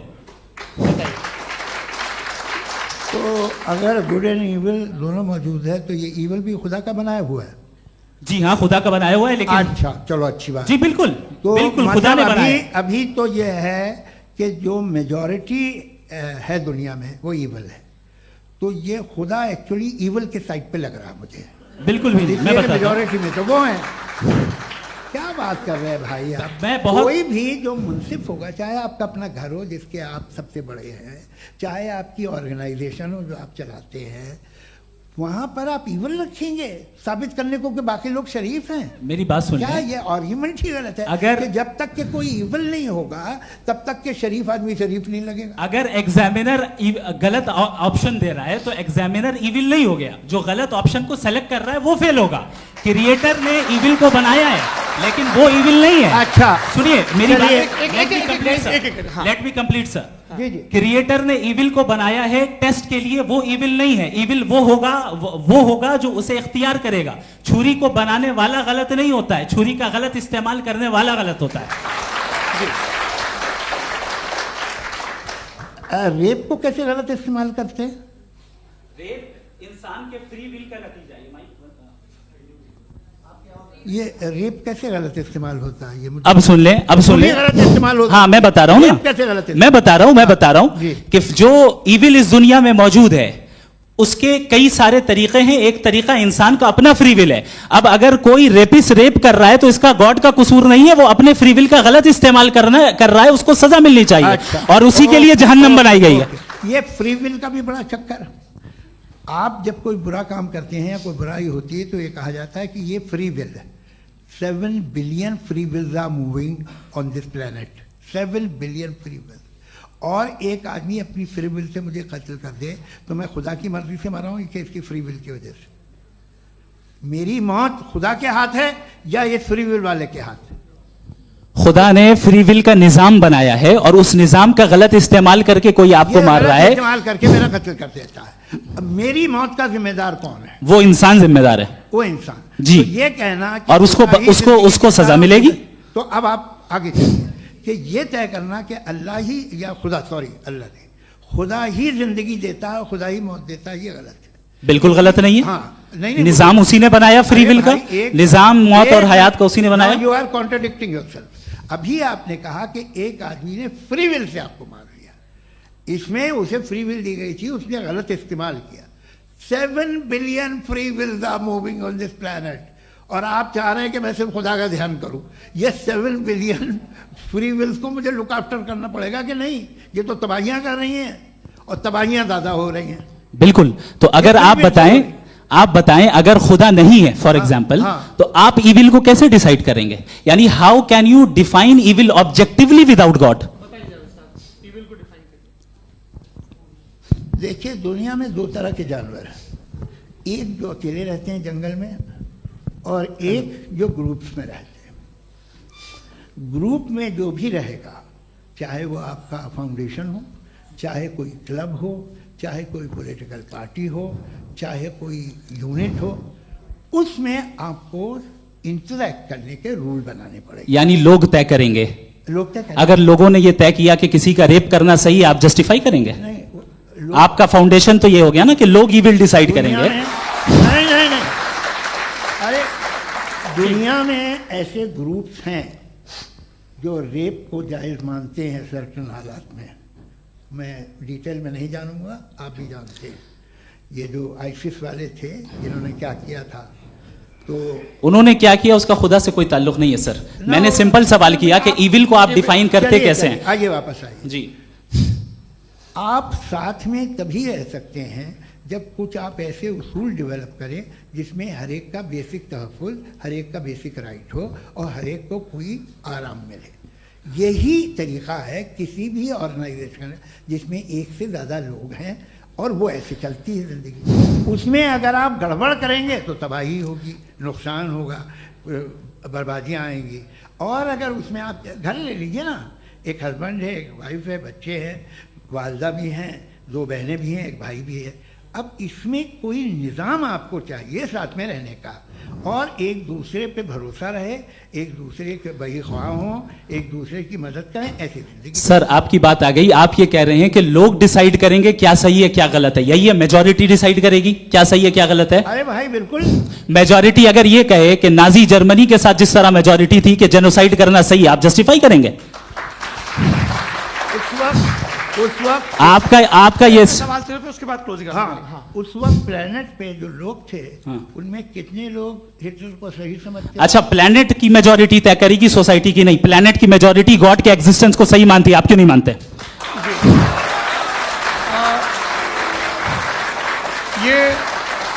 हेलो ये क्रॉस क्वेश्चन का राउंड यहाँ पर समाप्त होता है। और ये बड़ा अच्छा है कि इस तरह से फ्रेगमेंट कर दिया गया है ताकि जो मरकरी ऊपर जा रहा है नीचे जवाब दे दूं। जी। प्लेनेट की ज़्यादातर मेजॉरिटी कुछ दूसरे मजहबों के खुदा को मानती है। आप उन्हें क्यों नहीं? आप तो मेजॉरिटी की बात कर रहे हैं। अच्छा, ये क्लोजिंग आप ये कह रहे हैं इविल और गुड को डिसाइड मेजॉरिटी करेगी। मेजॉरिटी जो कर दे वो सही हो जाएगा। क्लोजिंग इसको जैसा आप ही लोगों ने तय किया है उसी फॉर्मेट को फॉलो कर लेते हैं। हाँ भाई, मैंने तो भले लोगों पे एतबार किया और तब मॉडरेशन तय किया। जी, आपके पास 5 मिनट का वक्त है, क्लोजिंग आर्ग्यूमेंट है, उसके बाद हम ऑडियंस से क्वेश्चन आंसर लेंगे जावेद साहब की क्लोजिंग आर्ग्यूमेंट के बाद। ओके, बहुत शुक्रिया जी।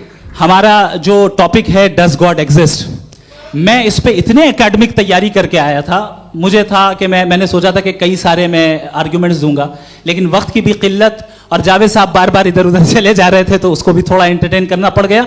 डज गॉड एग्जिस्ट पे मैं एक ही आर्ग्यूमेंट दे पाया। आर्ग्यूमेंट्स बहुत हैं और डेफिनेटिव आर्ग्यूमेंट्स हैं, और मेरे आर्ग्यूमेंट को किसी एक राउंड में भी इन्होंने एंटरटेन नहीं किया और रेफ्यूट नहीं किया, एक राउंड में भी नहीं, एक राउंड में भी नहीं। और ना ही अभी आपका क्लोजिंग आर्गुमेंट आएगा, नहीं वो बता देना। Argument of contingency sir. अरे मैं आपसे कई बार कह चुका हूँ कंटीजेंसी का मतलब अब मैं कैसे समझाऊं आपको आपस में? हाँ, आप और कितने आसानी से समझाऊं मैं, मुझे तो नहीं समझ में आ रहा है।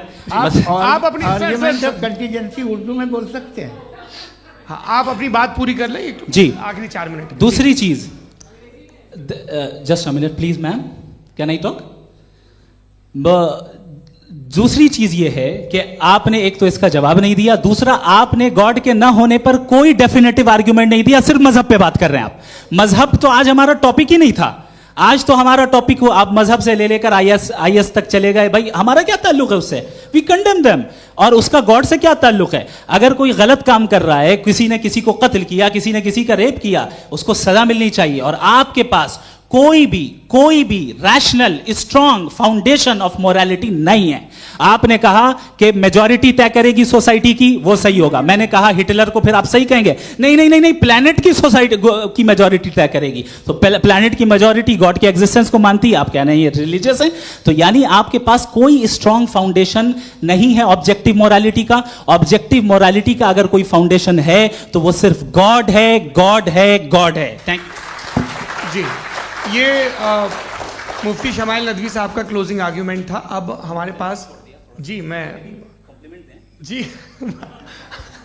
ये बड़ा अच्छा है कि दोनों लोगों को मॉडरेटर से शिकायत भी और बोल रहे हैं भाई हमारी शाबाशी भी तो करते चलो। अब मेरी बात जी, आपके पास जावेद अख्तर साहब 5 मिनट का वक्त है, ये आपका क्लोजिंग आर्ग्यूमेंट है, टाइम रीसेट कर दें जी। देखिए, बहुत सारी बातें हैं। गॉड का डेफिनेशन दुनिया के किसी भी रिलीजन में है कि वो ओमनीपोटेंट है, ओमनीप्रेजेंट है, he is just, he is kind, he loves you and so on. मैं जब दुनिया देखता हूँ तो मुझे कोई ऐसा सुप्रीम पावर यहाँ दिखाई नहीं देती है जो इंसान की बहबूदी के लिए कुछ कर रही हो, कमज़ोर को बचा रही हो, मदद कर रही हो, जालिम को पीछे हटा रही हो। मैं नहीं देखा, तारीख़ में नहीं। एक तो अगर है और ये देख रहा है तमाशा, तो उसका होना न होना बराबर है। दोयम ये कि ये जो है, जब आप ये कहते हैं कि कायनात जिसकी कंटीजेंसी है, मैं देखिए वो लफ्ज़ इस्तेमाल किया मैं, तो ये कैसे हो सकती है भाई? और फौरन आप सरेंडर कर देते हैं कि जाहिर है कि इसका बनाने वाला तो इससे 10,000 गुना ज़्यादा कॉम्प्लिकेटेड होगा। उस पर आपके होने पे कोई इतराज़ नहीं है। उसे वो टाइमलेस है, वो पहले से था, टाइम तो बहुत बाद में आया। ये सब आप मानने को तैयार है जिसका आपके पास कोई सबूत नहीं, आपके पास कोई रीज़न नहीं। आपकी तारीफ क्या है मजहबों की?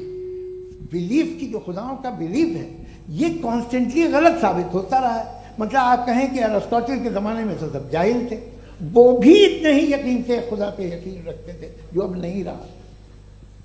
ये भी नहीं रहेगा, आप लिख लीजिए। और इसके आसार आपको दुनिया में दिखाई देना शुरू हो चुके हैं। ये बहस क्या आज से 100 साल पहले इस तरह हो सकती थी? यहाँ तक तो आपको हम ले आए हैं। तो सर अरे इनको मदद की ज़रूरत नहीं भाई, ये सेल्फ सफिशिएंट आदमी है, आप क्यों इनकी मदद कर रहे हैं? Sir please. तो ये जो है तमाम बातें अपनी जगह हैं। ये एक पैकेज है।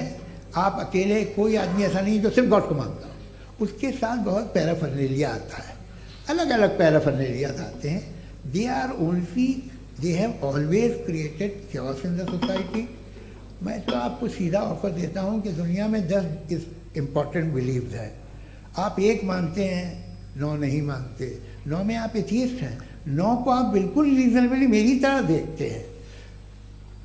तो 90 मजहबी आदमी भी 90% एथियस्ट है। वो दूसरे खुदा नहीं मानता, एक खुदा मानता है, अपना वाला, बाकियों को कहता है गलत है। अगर आप मानना ही बंद कर दें तो आपका 10% चांस है कि आप सही हैं और 90% चांस है कि आप गलत हैं। मेरा मशवरा है, आप मानना छोड़ दिए तो 50% चांस होगा कि आप सही हैं और 50% चांस होगा, 40% आप गेन करेंगे बाय बिकमिंग एन एथियस्ट।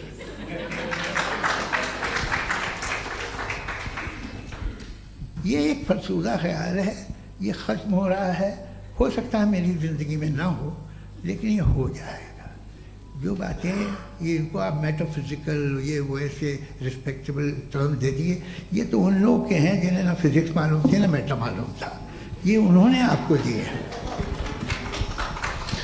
जी बहुत शुक्रिया आप दोनों लोगों का। और अब इस बातचीत का आखिरी राउंड शुरू होगा, डज गॉड एग्जिस्ट की ये बहस मुफ्ती शमाइल नदवी और जावेद अख्तर साहब के बीच। आप लोग अपने अपने हाथ ऊपर करेंगे, मैं यहाँ से तय करूँगा। और माइक हमारे पास है क्या? एक ही माइक है ऑडियंस के लिए? 2 माइक है, एक इस तरफ एक इस तरफ, ठीक है। तो जी सबसे पहले हमारी सहयोगी हैं मारिया शकील जी, पूछिए सवाल। थोड़ा सा रुकेंगे ताकि कैमरे का फ्रेम आप पर आ जाए, आपकी तो प्रैक्टिस है टीवी की। जी नदवी साहब, मैं खुदा को मानती हूँ, पहले मैं इसी प्रमाइस से शुरू कर रही हूँ और ये बता रही हूँ आपको, मैं मानती हूँ। लेकिन कुछ सवाल हैं जो जावेद साहब ने उठाया, उसका जवाब आपको देना चाहिए। पहला सवाल ये कि गज़ा में सालों से छोटे बच्चे मर रहे हैं, वो उनको अगर खुदा मर्सीफुल है, हम मानते हैं कि अल्लाह ताला में बहुत ताकत है, तो वो बच्चे क्यों मर रहे हैं? दूसरी बात ये कि अगर कंटिजेंसी की जो आप बात करते हैं, पूरे मुस्लिम ममालिक मिल करके भी उन गज़ा के बच्चों को क्यों नहीं बचा पा रहे हैं? क्योंकि अगर वो चाहते, क्योंकि अल्लाह ताला उन पर हुकूमत करते हैं, सब पर हुकूमत करते हैं, तो वो उनको क्यों नहीं बचा? जी थैंक यू वेरी मच। बहुत अच्छा किया आपने इस चीज़ को जिक्र कर दिया, मैं इसको और अच्छे से एक्सप्लेन करने की कोशिश करता हूँ। देखें, जहाँ तक आपने कहा कि गज़ा के बच्चों को मारा जा रहा है, देखें 2 वर्ल्ड व्यू है, एक एथीस्टिक वर्ल्ड व्यू, एक थीस्टिक वर्ल्ड व्यू है। बच्चे मर रहे हैं दोनों वर्ल्ड व्यू में, लेकिन हमारा वर्ल्ड व्यू कह रहा है कि रिकॉम्पेंस है, ये कह रहे हैं कि उनका मरना बेकार जाने वाला है, कोई उसका रिकॉम्पेंस नहीं है, चूंकि इनके यहाँ आखिरत और अल्लाह का कोई तसव्वुर या गॉड का कोई तसव्वुर नहीं है। आपने ये सवाल किया कि गॉड मर्सीफुल है, क्यों नहीं रोकता? ये मैंने बताया कि ये मिसकंसेप्शन है लोगों के दरमियान कि गॉड को सिर्फ मर्सीफुल और ओमनीपोटेंट समझते हैं। गॉड के सिर्फ यही 2 एट्रीब्यूट्स नहीं हैं, गॉड के कई सारे एट्रीब्यूट्स हैं, उनमें से अल हकीम भी है, उनमें से ऑल वाइज भी है, ऑल नोइंग भी है। लिहाजा अगर इस दुनिया में किसी को तकलीफ आ रही है और गॉड उसको नहीं रोक रहा है, वो इसलिए नहीं रोक रहा है चूंकि इंसानों को फ्री विल दिया गया है। ठीक इसी तरीके से अगर एक डॉक्टर किसी छोटे बच्चे को इंजेक्शन लगा रहा है, उसे तकलीफ पहुंच रही है, उसके लिमिटेड पर्सपेक्टिव के एतबार से यह गलत हो रहा है और डॉक्टर बुरा है। लेकिन जब आप ब्रॉडर पिक्चर को देखेंगी, आपके और हमारे पास सिर्फ एक पिक्सल है, हमें इतना नजर आ रहा है कि गजा में कत्ल हो रहा है, लेकिन इसके पीछे कितना रिकॉम्पेंस उनको मिलने वाला है, पूरा पिक्चर गॉड के पास है। तो एक पिक्सल से आप पूरे पिक्चर को कभी भी जज नहीं कर सकती। आप इसमें कुछ जोड़ना चाहेंगे? आपको कुछ बोलना है इसमें? भैया आपने बहुत अच्छा जस्टिफिकेशन दिया, या आप वो जो वहाँ के प्राइम मिनिस्टर इजराइल के उन्हें भेजिए, वो बहुत खुश होंगे। आप जस्टिफिकेशन दे देना कि अगर गॉड नहीं है तो बच्चे क्यों मर रहे हैं, आप बताएं। वो ये सवाल पूछ रहे हैं कि अगर आप ईश्वर का अस्तित्व नहीं मानते हैं तो उन बच्चों की मौत को आप कैसे इंटरप्रेट करते हैं? भाई ये दुनिया जो है, जो ताकतवर लोग होते हैं वो एक नाइंसाफी करते हैं। तो ये अच्छा काम है आपके नजदीक, तो नेचर नाइंसाफी पे मबनी है। अरे मेरे भाई, आप नेचर की कहाँ बात कर रहे हैं, तो इंसान की बात जी, कर। तो फिर जब मैं इंसान की बात कर रहा था, आप नेचर की बात करने लग गए। क्रॉस एग्जामिनेशन नहीं। हाँ, अब आप मुझे बोलने नहीं देंगे तो अलग बात है, आप बोलिए, मुझे कोई जल्दी नहीं। जी नहीं, ये क्रॉस एग्जामिनेशन। मुझे बोल तो लेने दीजिए। जी बोलिए। क्या बात ये है कि ह्यूमन सोसाइटी तभी साथ में रह सकती है जब वो मोहब्बत से, एकता से, एक दूसरे के एहतराम करके रहे। इसके अलावा पॉसिबल नहीं है, अकेले तो इंसान रह नहीं सकता। वहाँ पर कुछ लोग हैं जो फाउल करते हैं, वो फाउल हमेशा से तारीख में होता आया है। आज ये हो रहा है, जो हो रहा है बहुत बुरा हो रहा है, बहुत जालिमाना है, बहुत जाबराना है। उसको आप कहें कि ये बच्चों को कॉम्पनसेशन मिल जाएगा या इसकी इंजेक्शन है, इंजेक्शन तो हेल्थ के लिए दिया जाता है। आप ये कह रहे हैं कि ये बच्चों की जो धज्जियां उड़ रही हैं ये इंजेक्शन है, ये टेस्ट है, ये टेस्ट है और उस टेस्ट में उनको ऐसा रिकॉम्पेंस मिलेगा जो आपके तसव्वुर के बाहर है। ये आप 3 बरस के बच्चे को बारूद से उड़ा के टेस्ट ले रहे हैं। वाह, वो नहीं ले रहा है, खुदा नहीं उड़ा रहा है, इजराइल उड़ा रहा है। जी, ये तो उसको कंडेम अगला सवाल लेते हैं प्रोफेसर पुरुषोत्तम अग्रवाल। मुफ्ती साहब, एक निवेदन आपसे है कि कम से कम थोड़ा सा माइक क्लोज एक रिलीजियस और फिलोसफिकल कर मैं प्लीज। एक रिलीजियस और फिलोसफिकल ट्रेडिशन है जो ब्रह्मांड को यानी यूनिवर्स को ही अंतिम मानती है। सर्वम खलु इदम ब्रह्मम, this is Chandogya Upanishad, and it completely rules out the existence और नेसेसिटी, आपके शब्दों में necessity of a creator, the creation itself is the creator. तो एक मिनट प्लीज। दूसरा जो सवाल आपने अभी जो आप बार बार कह रहे हैं कि भगवान विद्वान भी है, वाइज, सब जानने वाला, तो अगर विजडम में दुनिया भर के पापों और अत्याचारों को बर्दाश्त करना शामिल है, तो फिर इसका मतलब ये हुआ कि अगर मैं फ्री विल से उसको अपोज करता हूं तो ईश्वर की विजडम और मेरी फ्री विल में कॉन्ट्राडिक्शन है। Because when I am opposing whatever is happening in Gaza, then I am opposing the God's will और गॉड्स विजडम। जवाब लेते हैं क्योंकि तो गॉड की विजडम में, एक मिनट सर प्लीज सर, ये एक जुमला, गॉड की विजडम है कि गाजा में जो कुछ हो रहा है वो हो रहा है, मैं उसका अपोज कर रहा हूं, तो मैं गॉड की विजडम के खिलाफ जा रहा हूं। एक सवाल। दूसरा ये नहीं आपने दो ऑलरेडी। सर आप और सवाल कर लें, लेकिन मुझे दो जवाब दे। सर, पहले आपने ये कहा, सुनिए मेरी बात सुनिए। इजराइल के गॉड के मुताबिक तुम्हारा ठीक हो रहा है ना? नहीं हो रहा है, ठीक नहीं हो रहा है, मैं बता रहा हूँ क्या हो रहा है। आप तशरीफ रखिए, मैं बता रहा हूँ क्या हो रहा है। Let me complete please. एक सेकंड गाइस, एक सेकंड। ये देखिए ऐसा है कि ये सब बड़ा आपस में विचार विमर्श के बाद ये तय हुआ था कि कुछ नियम बना लिए जाएं ताकि एक टाइम बाउंड बातचीत चले। और भाई साहब, आप बड़ा जरूरी काम कर रहे हैं, लेकिन कैमरे के फ्रेम में आके उस काम को गड़बड़ कर दे रहे हैं। ठीक है गुरु, अब मेरे को कहीं का गुस्सा कहीं निकालना था, सॉरी। नहीं, कोई गुस्सा नहीं है जी। तो प्रोफेसर ने सवाल पूछे, आप उनके जवाब दें, और थोड़ा ये सब लोग थोड़ा ख्याल रखें भाई, सवाल संक्षिप्त रखें जी। आपने दो सवाल किया। सबसे पहला ये कहा कि हमारे पास ये कॉन्सेप्ट है कि ये यूनिवर्स खुद नेसेसरी बीइंग है, creation itself is the creator. How irrational is this कि मैं एग्जिस्ट करूंगा बाद में, लेकिन अभी एग्जिस्ट कर भी रहा हूं, यानी एक ही टाइम में एग्जिस्ट भी कर रहे हैं, नहीं भी कर रहे हैं। This is not true. दूसरी चीज आपने कहा कि अगर इजराइल में, सॉरी माफ कीजिएगा, Israel doesn't exist, occupied Palestine में अगर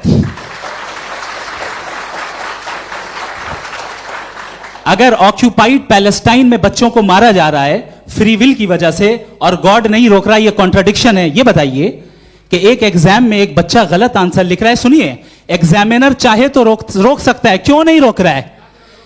ये कॉन्ट्रडिक्शन है, ये कॉन्ट्रडिक्शन नहीं है।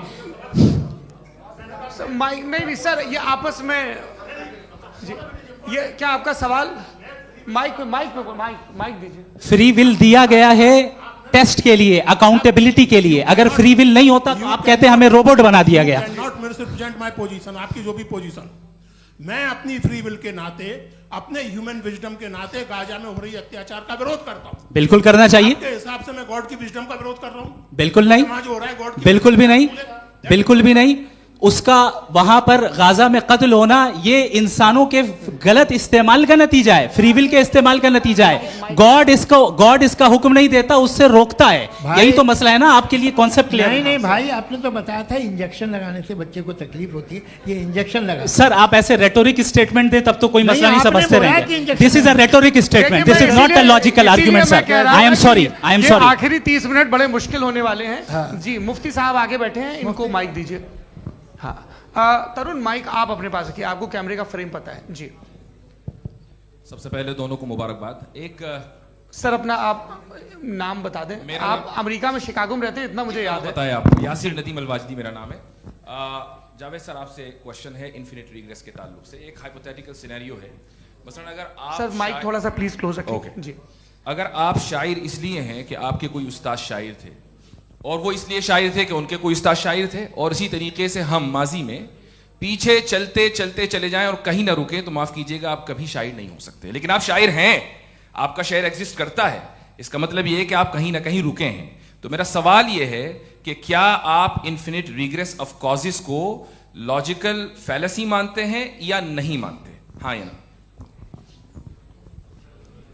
मैं इन्हें लॉजिकल फैलेसी नहीं मानता हूँ, लेकिन मेरा प्रॉब्लम यह है कि जब मैं नहीं मानता हूँ तो I will continue with this logic जो फैलेसी नहीं हो। आप एक जगह रुक जाते हैं जाके, आप कहते हैं ये गेंद कैसे बनी, ये जजीरा कैसे बना, ये समंदर कैसे बना, ये ज़मीन कैसे बनी, और अचानक गॉड पे जाके आपको ब्रेक लग जाता है। एक बार आप सवाल नहीं करते कि भाई इनको बनाने वाला तो इनसे भी कॉम्प्लिकेटेड होगा, वो कैसे बना, उसके बारे में आपने इत्मीनान कर लिया, वो हमेशा से है। तो अगर आप उसे हमेशा से मानते हैं तो फिर ये मान लीजिए कि कायनात हमेशा से है, क्या तकलीफ फिर हम वजूद में नहीं आते जी है?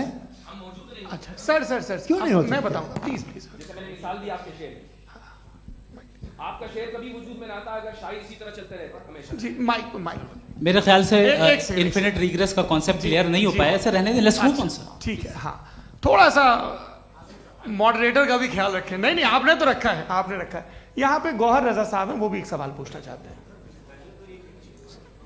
माइक यार नीचे से ऑन कर दिए, नीचे। पहले तो ये कह दूं कि मैं उन बच्चों से शर्मिंदा हूं जिनको गजा में कत्ल किया गया, क्योंकि हमारे होते हुए कत्ल किया गया। लेकिन उससे ज़्यादा शर्मिंदगी इस बात से हुई कि मुझे लगा कि मुफ्ती साहब उसको जस्टिफाई कर रहे हैं।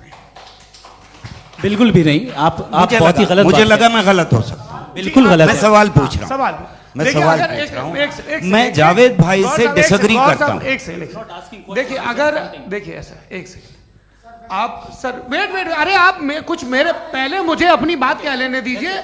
अगर ऑडियंस तय करेगी तो फिर मॉडरेटर का मतलब नहीं। मेरा आप सबसे ये कहना है, ये बहस दो लोगों के बीच में है, एक तरफ मुफ्ती साहब, एक तरफ जावेद साहब।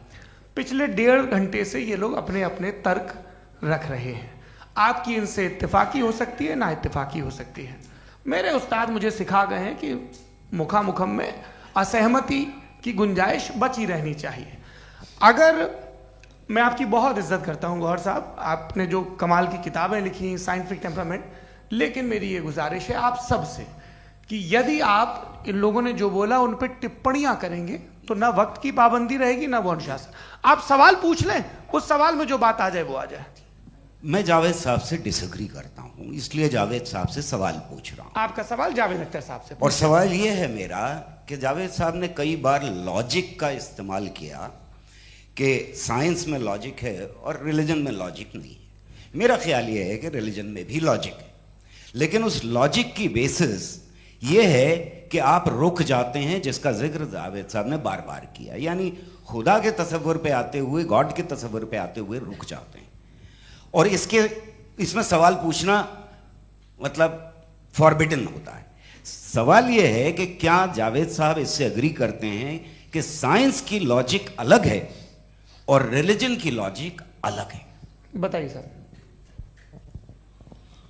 देखिए 3 चीज़ें हैं, साइंस है, एक है मंतिक है, इस्तिदलाल है, और एक जो है कुछ भी नहीं है, फेथ है, अकीदा है। मैं अकीदे की लॉजिक का कायल नहीं हूँ। मुझे आप इस्तिदलाल से, लॉजिक से, रीज़न से समझाइए, मैं मानने को तैयार हूँ, मेरा क्या नुकसान होगा। लेकिन ये कि अकीदे पे मैं नहीं जा सकता हूँ। अकीदे का मतलब है कि तुम ये मान लो, सवाल ना करो, ये नहीं। आप सारी बातें करके, बड़ी साइंटिफिक बातें करके एक जगह जाके खुदा के वजूद पे रुक जाते हैं, सरेंडर कर देते हैं। मैं सरेंडर करने को तैयार नहीं। दैट्स ऑल जी। ये आगे सर बैठे हुए हैं, इनको माइक दीजिए। भाई। वो आप पूछना चाह रहे थे ना भाई? हाँ नहीं मैं ये थैंक यू जी। आपका नाम? आसिम इफ्तिखार। आसिफ जी, पूछिए। सर जावेद सर से सवाल है कि आपने अपने क्लोजिंग माइक थोड़ा करीब रखिए। अपने क्लोजिंग स्टेटमेंट में ये बात कही थी कि मज़हब का जो फ्यूचर है वो ज़्यादा दिन नहीं जाने वाला है। लेकिन मैं देख पा रहा हूँ कि जो ऑक्सफोर्ड यूनिवर्सिटी की एक स्टडी है 2011 में हुई है, जिसके 50 एकेडमिशियंस ने इसको अंजाम दिया था, उसमें वो ये कहते हैं कि जो फेथ इन गॉड है वो इनबिल्ट है ह्यूमन नेचर के अंदर, जिसको हम कहते हैं फितरत के अंदर शामिल है वो। और वो ये कहते हैं कि अगर कोई ये समझता है कि मज़हब को वो ख़त्म कर देगा तो ये उसकी गलत फहमी है। तो आप इसके बारे में, इस स्टडीज़ के बारे में क्या कहते हैं? ठीक है। मैं उनसे एग्री नहीं करता हूँ। वो कौन से प्रोफेसर होंगे? ऐसा उनके क्या पास डेटा है, इन्होंने डेटा के बेस होगा। डेटा क्या हो सकता है? फ्यूचर का डेटा तो नहीं हो सकता ना उनके पास, प्रेजेंट का डेटा हो सकता है। डेटा आपने सुना 100 साल पहले का बाद का डेटा? मैंने तो नहीं सुना आज तक। तो आज उनकी ये राय है और होगी राय, ठीक है, दुनिया में तरह तरह की राय है लोग, लेकिन मैं समझता हूँ कि वक्त के साथ इंसान ज़्यादा से ज़्यादा रीजनेबल और लॉजिकल होता जा रहा है। आज आप देखिए वेस्टर्न यूरोप में क्या परसेंटेज है नॉन बिलीवर्स की, बहुत हाई, वहाँ चर्च खाली पड़े होते हैं। तो अल्टीमेटली तो इंसान कोई ऐसी बात बहुत अरसे तक नहीं मान सकेगा, चाहे गलत या सही, जो उससे उसके दिमाग को, उसके जहन को, उसके लॉजिक को अपील न करे। वो कह रहे हैं तो ऑक्सफोर्ड के होंगे तो कैम्ब्रिज के होंगे, तो मुझे क्या लेना देना, उनका डेटा मुस्तकबिल का नहीं हो सकता है। जी दीपक, हाँ पूछिए। मैं आऊँगा, अभी पीछे की साइड भी आऊँगा, माइक वहीं भेजूंगा 2-3 साल के लिए। जी जावेद साहब, आपसे सवाल है। नमस्ते। अरे भाई सर, अगर आप ही लोग को तय करना है तो फिर 200 लोग तय कर लें। ये एक साथ नहीं sir, please don't do this sir. Everybody has a right sir, but we can only take selected questions. No sir, ये यंग लोग भी हैं तो इनकी ये आप उतने यंग, सुनिए। भाई आप यंग हैं कि नहीं हैं? एक मिनट, वो कह रहे हैं वो भी आइए, यंग हैं पूछ रहे हैं साहब, भाई। आप उनकी नौजवानी पर दावा उनको ही करने थे। हाँ मुफ्ती साहब आप यंग, हाँ पूछे। अरे भैया सर मेरा सवाल ये है, कुछ इनसे भी तो पूछो। जी नहीं, बस आपसे एक सवाल है। जैसे थीस्टों के पास अपने जो ईश्वर को मानते हैं उनके पास अपने सोशल गेट टुगेदर्स हैं, 5 रोज़ आज क्रिसमस आने वाला है, होली है, दिवाली है, ईद है। एथिस्ट क्या ऑफर कर रहे हैं? मतलब मैं इनकी दुकान से बोलूं, मैं आना चाहता हूं उस तरफ, पर मैं अट्रैक्ट नहीं हो पा रहा हूं। मैं सोशल गेट टुगेदर्स क्या है आपके पास? वो ये कह रहे हैं कि जो धार्मिक लोग हैं, अलग अलग धर्म के लोग, उनके उत्सव त्योहार कांग्रेगेशन बहुत हैं। अब आपको मैं एक सुनाता हूँ, यहाँ हिस्टोरियन भी बैठे हैं। मृदुला जी आप बताइएगा सही है कि नहीं। ये एक कॉन्स्टेंटाइन, एक ग्रीक रोमन बादशाह था जो क्रिश्चियनिटी आने के 400 साल बाद उसने डिसाइड किया कि मैं क्रिश्चियन हो जाऊंगा, मेरी पूरी स्टेट कैंसिल हो जाएगी। उस ज़माने में ऐसे ही होता था, राजा जो धर्म इख्तियार करता था वो जनता भी कर लेती थी, इसलिए कि वो हो गया था बैंकक्रप्ट, और उसे जो मेडिटेरियन कोस्ट के रिच क्रिश्चियन वो थे मर्चेंट, उससे पैसा चाहिए था। तो उसने कहा यार क्रिश्चियन हो जाओ। तो उसने अपने वजीर से कहा कि भाई ये हिस्ट्री है कि अब हम लोग क्रिश्चियन हो जाते हैं। पहले सर हो जाएंगे, कोई प्रॉब्लम नहीं है, लेकिन एक प्रॉब्लम ये है कि 17 दिसंबर से 25 दिसंबर तक जो पेगन फेस्टिवल होता, जो पेगन्स थे वो लोग, जो फेस्टिवल होता है वो बंद हो जाएगा, इसलिए कि हम क्रिश्चियन हो गए तो होगा नहीं। तो वो बच्चों को बहुत बुरा लगेगा, पब्लिक को बहुत इन्जॉय करते हैं, खासतौर से 25 को मेन डे। तो उसने कहा हाँ ये तो सही कह रहे हो, ये जीसस क्राइस्ट की पैदाइश कब थी? पहले साहब वो अप्रैल में थी। नहीं, कट करो, वो 25 दिसंबर को है। यह हकीकत है जी। और 400 साल बाद क्रिश्चियनिटी के अप्रैल से दिसंबर ले आए, और इसलिए कि यहाँ पेगन फेस्टिवल होता था। अब मनाते हैं आप आराम से। ये जो सारे फेस्टिवल हैं ये रिलीजन से, हर एक को एक इंटरटेनमेंट डिपार्टमेंट चाहिए होता है अपनी कंपनी चलाने के लिए। तो ये रिलीजन ने, ये सेकुलर त्यौहार थे जिन्हें रिलीजन्स ने ले लिया है। ये मौसम के थे, फसलों के थे, किसानों के थे, उसको आपने लेके रिलीजियस रंग दे दिया। ये कोई रिलीजन से थोड़ी आए आप। अच्छा हमें देखिए, हम तो मुल्द हैं, हम ईद मनाते हैं, हम दिवाली मनाते हैं, हम होली मनाते हैं, हम क्रिसमस मनाते हैं। बम्बई की फिल्म इंडस्ट्री की सबसे बड़ी होली हमारे घर में, सबसे बड़ी ईद हमारे घर में। वो हमारे सोशल वो है, हमारे हेरिटेज है। ऐसा थोड़ी है कि we will throw the baby along with the water. ये तो अच्छी चीज़ है, इन्हें रखो, जो बेकार है फेंक दो। जी हाँ, हेलो जी, मेरा सवाल नादवी जी से है। जैसा कि आपने बोला कि गॉड टाइम के भी परे हैं, और गॉड इतनी कॉम्प्लेक्स चीज़ है कि उसे ह्यूमन माइंड समझ नहीं सकता, और गॉड ने अर्थ पे फ्री विल भी दे दी है।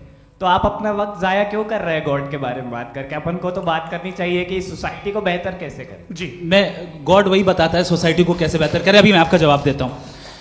आपने कहा कि टाइम पे वो एग्जिस्ट नहीं करता, मेरा सवाल ये है कि जैसा आपने बोला कि गॉड बहुत ही कॉम्प्लेक्स चीज है। मैंने कहा ही नहीं कि कॉम्प्लेक्स है, तो आपके अल्फाज हैं। कॉम्प्लेक्स का लफ्ज गॉड के लिए सुइटेबल नहीं है। क्यों? क्योंकि कॉम्प्लेक्स वो चीजें होती हैं जो ऑब्जेक्ट हो। God is not an object जिसको आप इंस्ट्रूमेंट के जरिए लेबोरेटरी में जाके टेस्ट करें, oh it's very complex. No, वो कोई कार का इंजन नहीं है। वो फिलोसॉफिकली नेसेसरी बीइंग ऐसी बीइंग है जो सिंपल बीइंग है। हाँ, आप उसको मुकम्मल तौर पे उसकी तमाम हिकमतों को जान ले और हर चीज को जान ले, ये पॉसिबल नहीं है, क्योंकि वो ऑल वाइज है, आप ऑल वाइज नहीं है, और वो खुदा है, वो आपको सारी चीजें बता दे, ये जरूरी नहीं। मेरा सवाल ये नहीं था, मेरा सवाल ये था कि जब गॉड इतना परे है इस दुनिया से कि उसने अर्थ पे फ्री विल भी दी है, हम सब ह्यूमंस की फ्री विल है, और जो सोसाइटी में हो रहा है वो अपन लोग डिसाइड करेंगे, तो अपन लोग डिसाइड नहीं करेंगे ना, अपन लोग डिसाइड नहीं करेंगे। गॉड जो है, गॉड ने वो उसकी जात, उसकी एग्जिस्टेंस टाइम एंड स्पेस से परे है, लेकिन वो हमारा टेस्ट ले रहा है और उसी गॉड ने हमें बताया कि तुम्हें क्या करना है क्या नहीं करना है, तो जाहिर है उस गॉड की बात सुनेंगे ना हम। जी, वो पीछे एक चश्मा लगाए जो मैम खड़ी हैं, उनको दीजिए। हाँ, आप जी जी बिल्कुल आएंगे। देखिए मैं कोशिश कर रहा हूँ सब तरफ जाने की। हाँ, उनको दीजिए माइक। जी, हेलो सर, मैं ओमनी प्रेजेंट नहीं हूँ, टाइम पाबंद हूँ और जहां तक कोशिश कर सकता हूँ करूंगा। जी, अपना नाम बताइए। मेरा नाम उर्सुला है, मैं दिल्ली यूनिवर्सिटी की एक स्टूडेंट हूँ और मैं स्टूडेंट फेडरेशन ऑफ इंडिया से हूँ। मेरा सवाल मुफ्ती जी से है कि इस हॉल के इस कमरे में बैठ के हम लोग रेप की मोरालिटी के बारे में फिलोसफिकली बात तो कर सकते हैं, बट असलियत ये है कि रोज़मर्रा की ज़िंदगी में औरतें रेप के थ्रू गुजरती हैं, और हम लोग सिर्फ नंबर्स पे इस तरह नहीं देख सकते, क्योंकि कितनी औरतें हैं इन कंट्रीज़ में जहाँ पे आप बता रहे हैं कि केसेस कम हैं, जिनका एक्सेस है कि वो जाके केस फाइल कर सकें। कितनी औरतें हैं जो जिनको काम करने की आज़ादी है उन कंट्रीज़ में। यूरोप में ये आज़ादी आ गई, यूरोप में ये रूल्स आ गए, तो हम आज उसके बारे में बात कर पा रहे हैं। जी, जवाब। आपने ये कहा कि कमरे में बंद होकर हम लोग इस पर फिलोसफिकली बात कर सकते हैं, लेकिन हकीकत में क्या हो रहा है, वो ग्राउंड लेवल पे क्या हो रहा है जो बहुत गलत हो रहा है, और वो सफ़र कर रही हैं। आई अग्री, बहुत गलत हो रहा है, और जो गलत हो रहा है उसको हमें रोकना है। और क्यों रोकना है, वो गलत क्यों है, हमारे पास इसका ऑब्जेक्टिव फाउंडेशन है, इनके पास उसका ऑब्जेक्टिव फाउंडेशन नहीं है। मैं ये कहना चाह रहा हूं कि जहां पे भी जुल्म हो रहा है, जहां पे भी औरत पे जुल्म हो रहा है, या उसकी इज्जत लूटी जा रही है, या उसे तकलीफ पहुंचाई जा रही है, और सिर्फ औरत नहीं, किसी इंसान के ऊपर भी जुल्म हो रहा है, तो उसके खिलाफ खड़ा होना, ये मॉरलिटी हमारे पास गॉड के पास से आई है। वरना जावेद साहब तो कह रहे हैं कि जो है मेजॉरिटी डिसाइड करेगी, तो मेजॉरिटी तो कभी भी बदल सकती है। क्या आप ये थोड़ी सी आपको गलतफहमी है। मैं अगर मेरे जुमले से ये मदनत निकला या मैंने कहा, तो ये जुमला मैं वापस लेता हूँ। ये मेरा मतलब ही नहीं था कि मेजॉरिटी डिसाइड करेंगे। मेजॉरिटी डिसाइड करे तो दुनिया में बड़ी, वैसे आपने कहा था ये जुमला, अच्छा हो सकता है, मैं मान रहा हूँ, बाद में रिकैप कर लेंगे। अरे एक सेकंड, मैं अपनी एक्सप्लेनेशन देता हूँ। मुनासिब बात यह है कि हम सब के सब दिल में जानते हैं कि क्या अच्छा है क्या बुरा है, हमें पता है अच्छी तरह से। जो लोग बुरे काम करते हैं उन्हें भी मालूम अच्छा क्या है।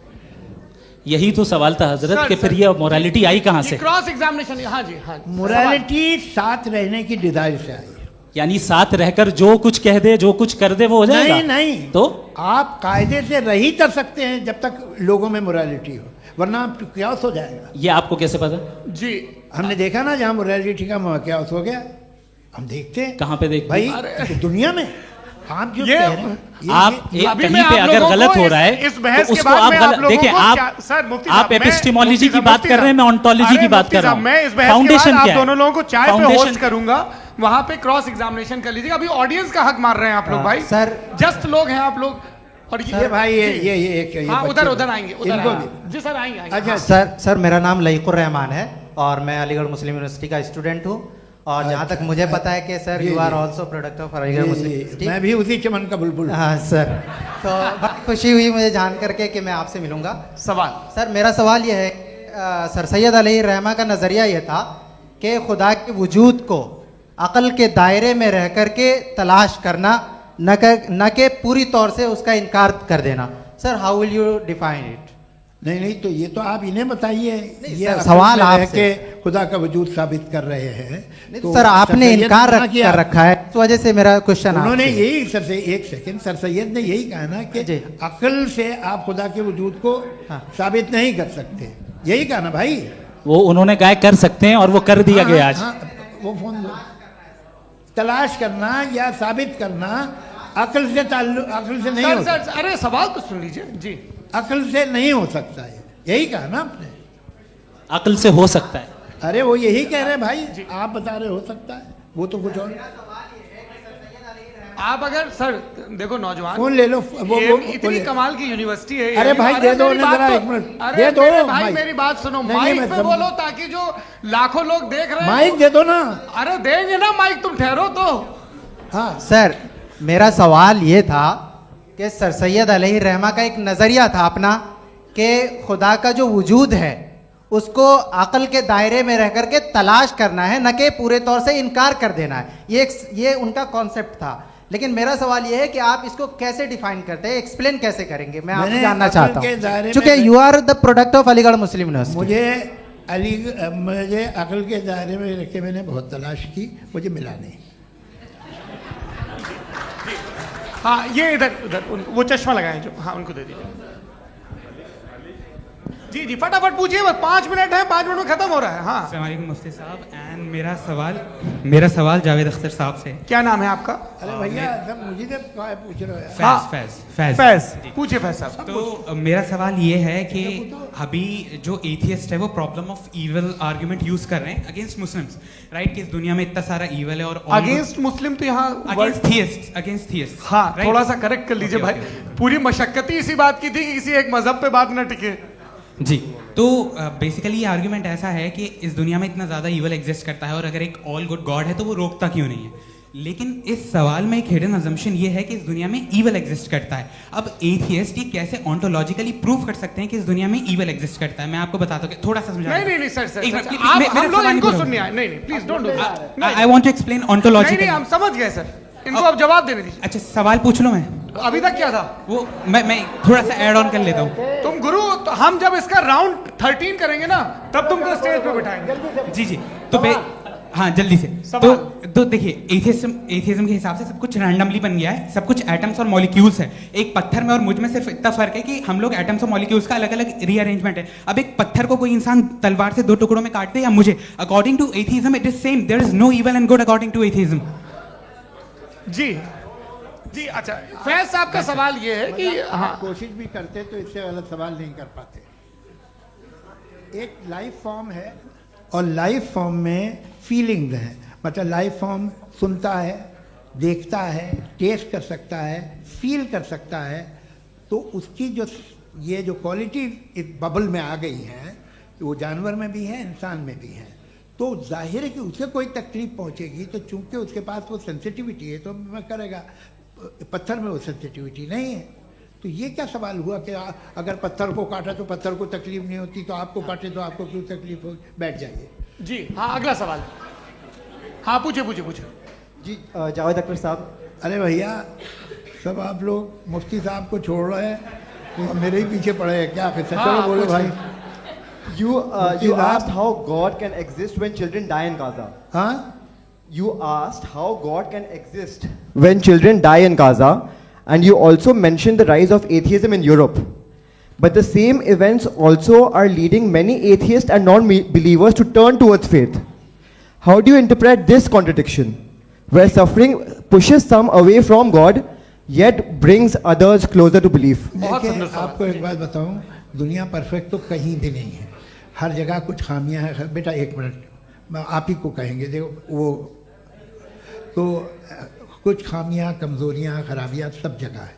लेकिन अगर देखोगे ईमानदारी से कि दुनिया सबसे ज़्यादा महज़ब कहाँ है, एक आम शहरी को कहाँ हुकूक हासिल हैं, वो बोल सकता है, अपनी मर्ज़ी से काम कर सकता है, अपनी मर्ज़ी से राय दे सकता है, हुकूमत के ख़िलाफ़ बोल सकता है, बरसरे इक़्तिदार लोगों के बारे में बोल सकता है, सरमायादारों के ख़िलाफ़ बोल सकता है। तो आपको ये स्कैंडिनेवियन कंट्रीज़ में मिलेगा, वेस्टर्न यूरोप में मिलेगा। मैं नहीं कह रहा वो परफेक्ट है, बिल्कुल नहीं, वहाँ बहुत ख़राबियाँ भी हैं, परफेक्ट तो कोई। लेकिन जिन जिन मुल्कों में, लैटिन अमेरिका देखो, गल्फ़ देखो, वहाँ पर आपको ये ज़रूर है कि रेप नहीं होते होंगे। रेप की ज़रूरत क्या है भाई? उसको तो ख़रीद लो, घर में रखो, सड़क पर रेप करने की क्या ज़रूरत है? मगर सुनिए, मगर हकीकत ये है कि वहाँ शख्सी आज़ादी राय देने की, बोलने की नहीं है। जी ये एक आखिरी सवाल मुफ्ती साहब से। हाँ मैम, इनको माइक दीजिए। शुक्रिया। मेरा नाम मनीषा है, मैं हरियाणा से आई हूँ। मैं मुफ्ती साहब से एक बात पूछना चाहती हूँ। आप बार बार जावेद साहब को कॉन्ट्राडिक्ट तो कर रहे हैं कि आपने ये कहा, लेकिन आप भी अजम्पशंस के बेसिस पे बात कर रहे हैं। आपने खुदा के होने का कौन सा प्रूफ पेश किया है, खुदा की एग्जिस्टेंस का? अब इस सवाल को अलग रहने दीजिए, कौन एथीस्ट है कौन नहीं है। और दूसरी बात जो आपने एक छोटी सी कही थी कि ये फ्री विल का इस्तेमाल करता है इंसान अपनी, लेकिन इस फ्री विल का इस्तेमाल में मतलब खुदा ने ये दे दी सबको ये इजाजत कि वो कितना घिनौनापन और कितने ज्यादा खराब से खराब तरीके इस्तेमाल कर सकता है। जवाब सुनते जी। आप फ्री विल को मानती है ना, या अब कहती है कि फ्री विल नहीं है ना? मानती है ना? तो अब आपके पास इसका कोई एक्सप्लेनेशन नहीं है कि अगर एक इंसान उस फ्री विल का इस्तेमाल करके गलत काम कर रहा है और बच के अच्छी जिंदगी गुजार के निकल जा रहा है, उसका कोई रिकम्पेंस नहीं है। हमारे वर्ल्ड व्यू में जो इंसान गलत काम कर रहा है उसको भी रिकम्पेंस यानी उसका बुरा बदला मिलना है, और जो सही काम कर रहा है उसको सही बदला मिलना है। लिहाजा जो फ्री विल है वो इस तरीके से है कि एक लिमिटेड टाइम तक खुदा ने मोहलत दी है। ऐसा नहीं कि छूट दे दी, जो करना है करते रहो हमेशा। वक्त आएगा जब एग्जाम का टाइम खत्म होगा तब रिजल्ट आएगा। दौराने एग्जाम जबरदस्ती आपको नहीं बताया जाएगा। अरे भाई एक सेकंड जी, एक सवाल मुफ्ती साहब से मेरा है। मुफ्ती साहब से एक सवाल। रुक जाइए, आपसे फोन, आप इसके बाद आपसे माइक छीन चुका। बोलिए। मैं मुफ्ती साहब एक ही सवाल करता हूँ कि अगर जो हो रहा है फ्री विल से हो रहा है और एक दिन बरोज़ क़यामत इंसाफ होगा मैशर में वगैरह वगैरह, तो दुआ क्यों मांगते हैं लोग? दुआ मांगते हैं इसके मतलब है अभी भी उसने ये डिपार्टमेंट रखा है कि मैं रोजमर्रा की जिंदगी में बिल्कुल बिल्कुल ही कैन। तो तुम कैन हो, तुम मुझे नौकरी दिला देते हो, मेरे बेटे को ग्रीन कार्ड दिला देते हो, और 45,000 बच्चे मरते हो उन्हें रोकते नहीं हो।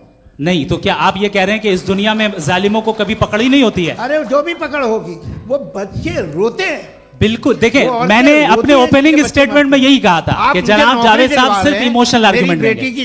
This is an emotional argument. ये छोटे मोटे इसके पीछे का रीजन मैंने बताया क्या है, देखिए इसके पीछे का रीजन क्या है मैंने बताया। मंच से आप लोगों को सज्जनों इसलिए कह रहा हूं ताकि थोड़ा सा आपके कॉन्शियंस पे जोर रहे कि आपको ऑर्डर बचा के रखना है। वक्त तय हुआ था, ये वक्त पूरा हुआ, आपने इतने धैर्यपूर्वक सुना, मैं आप सबका बहुत बहुत शुक्रगुजार हूं। यदि इन दोनों विद्वानों की इच्छा होगी तो कभी हम इस बातचीत का राउंड 2 राउंड 3, यही तो देखिए खूबी है इंसान की कि बहस मुबाहसे में वो पड़ा रहता है।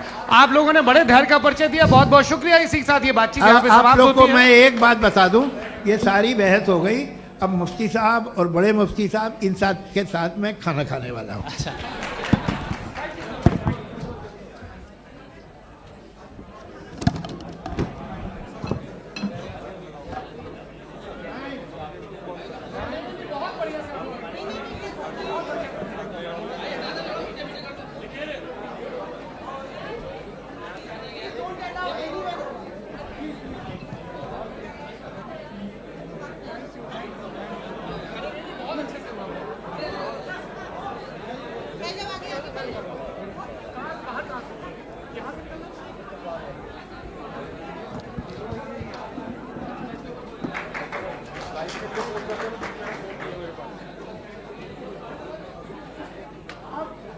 Thank you.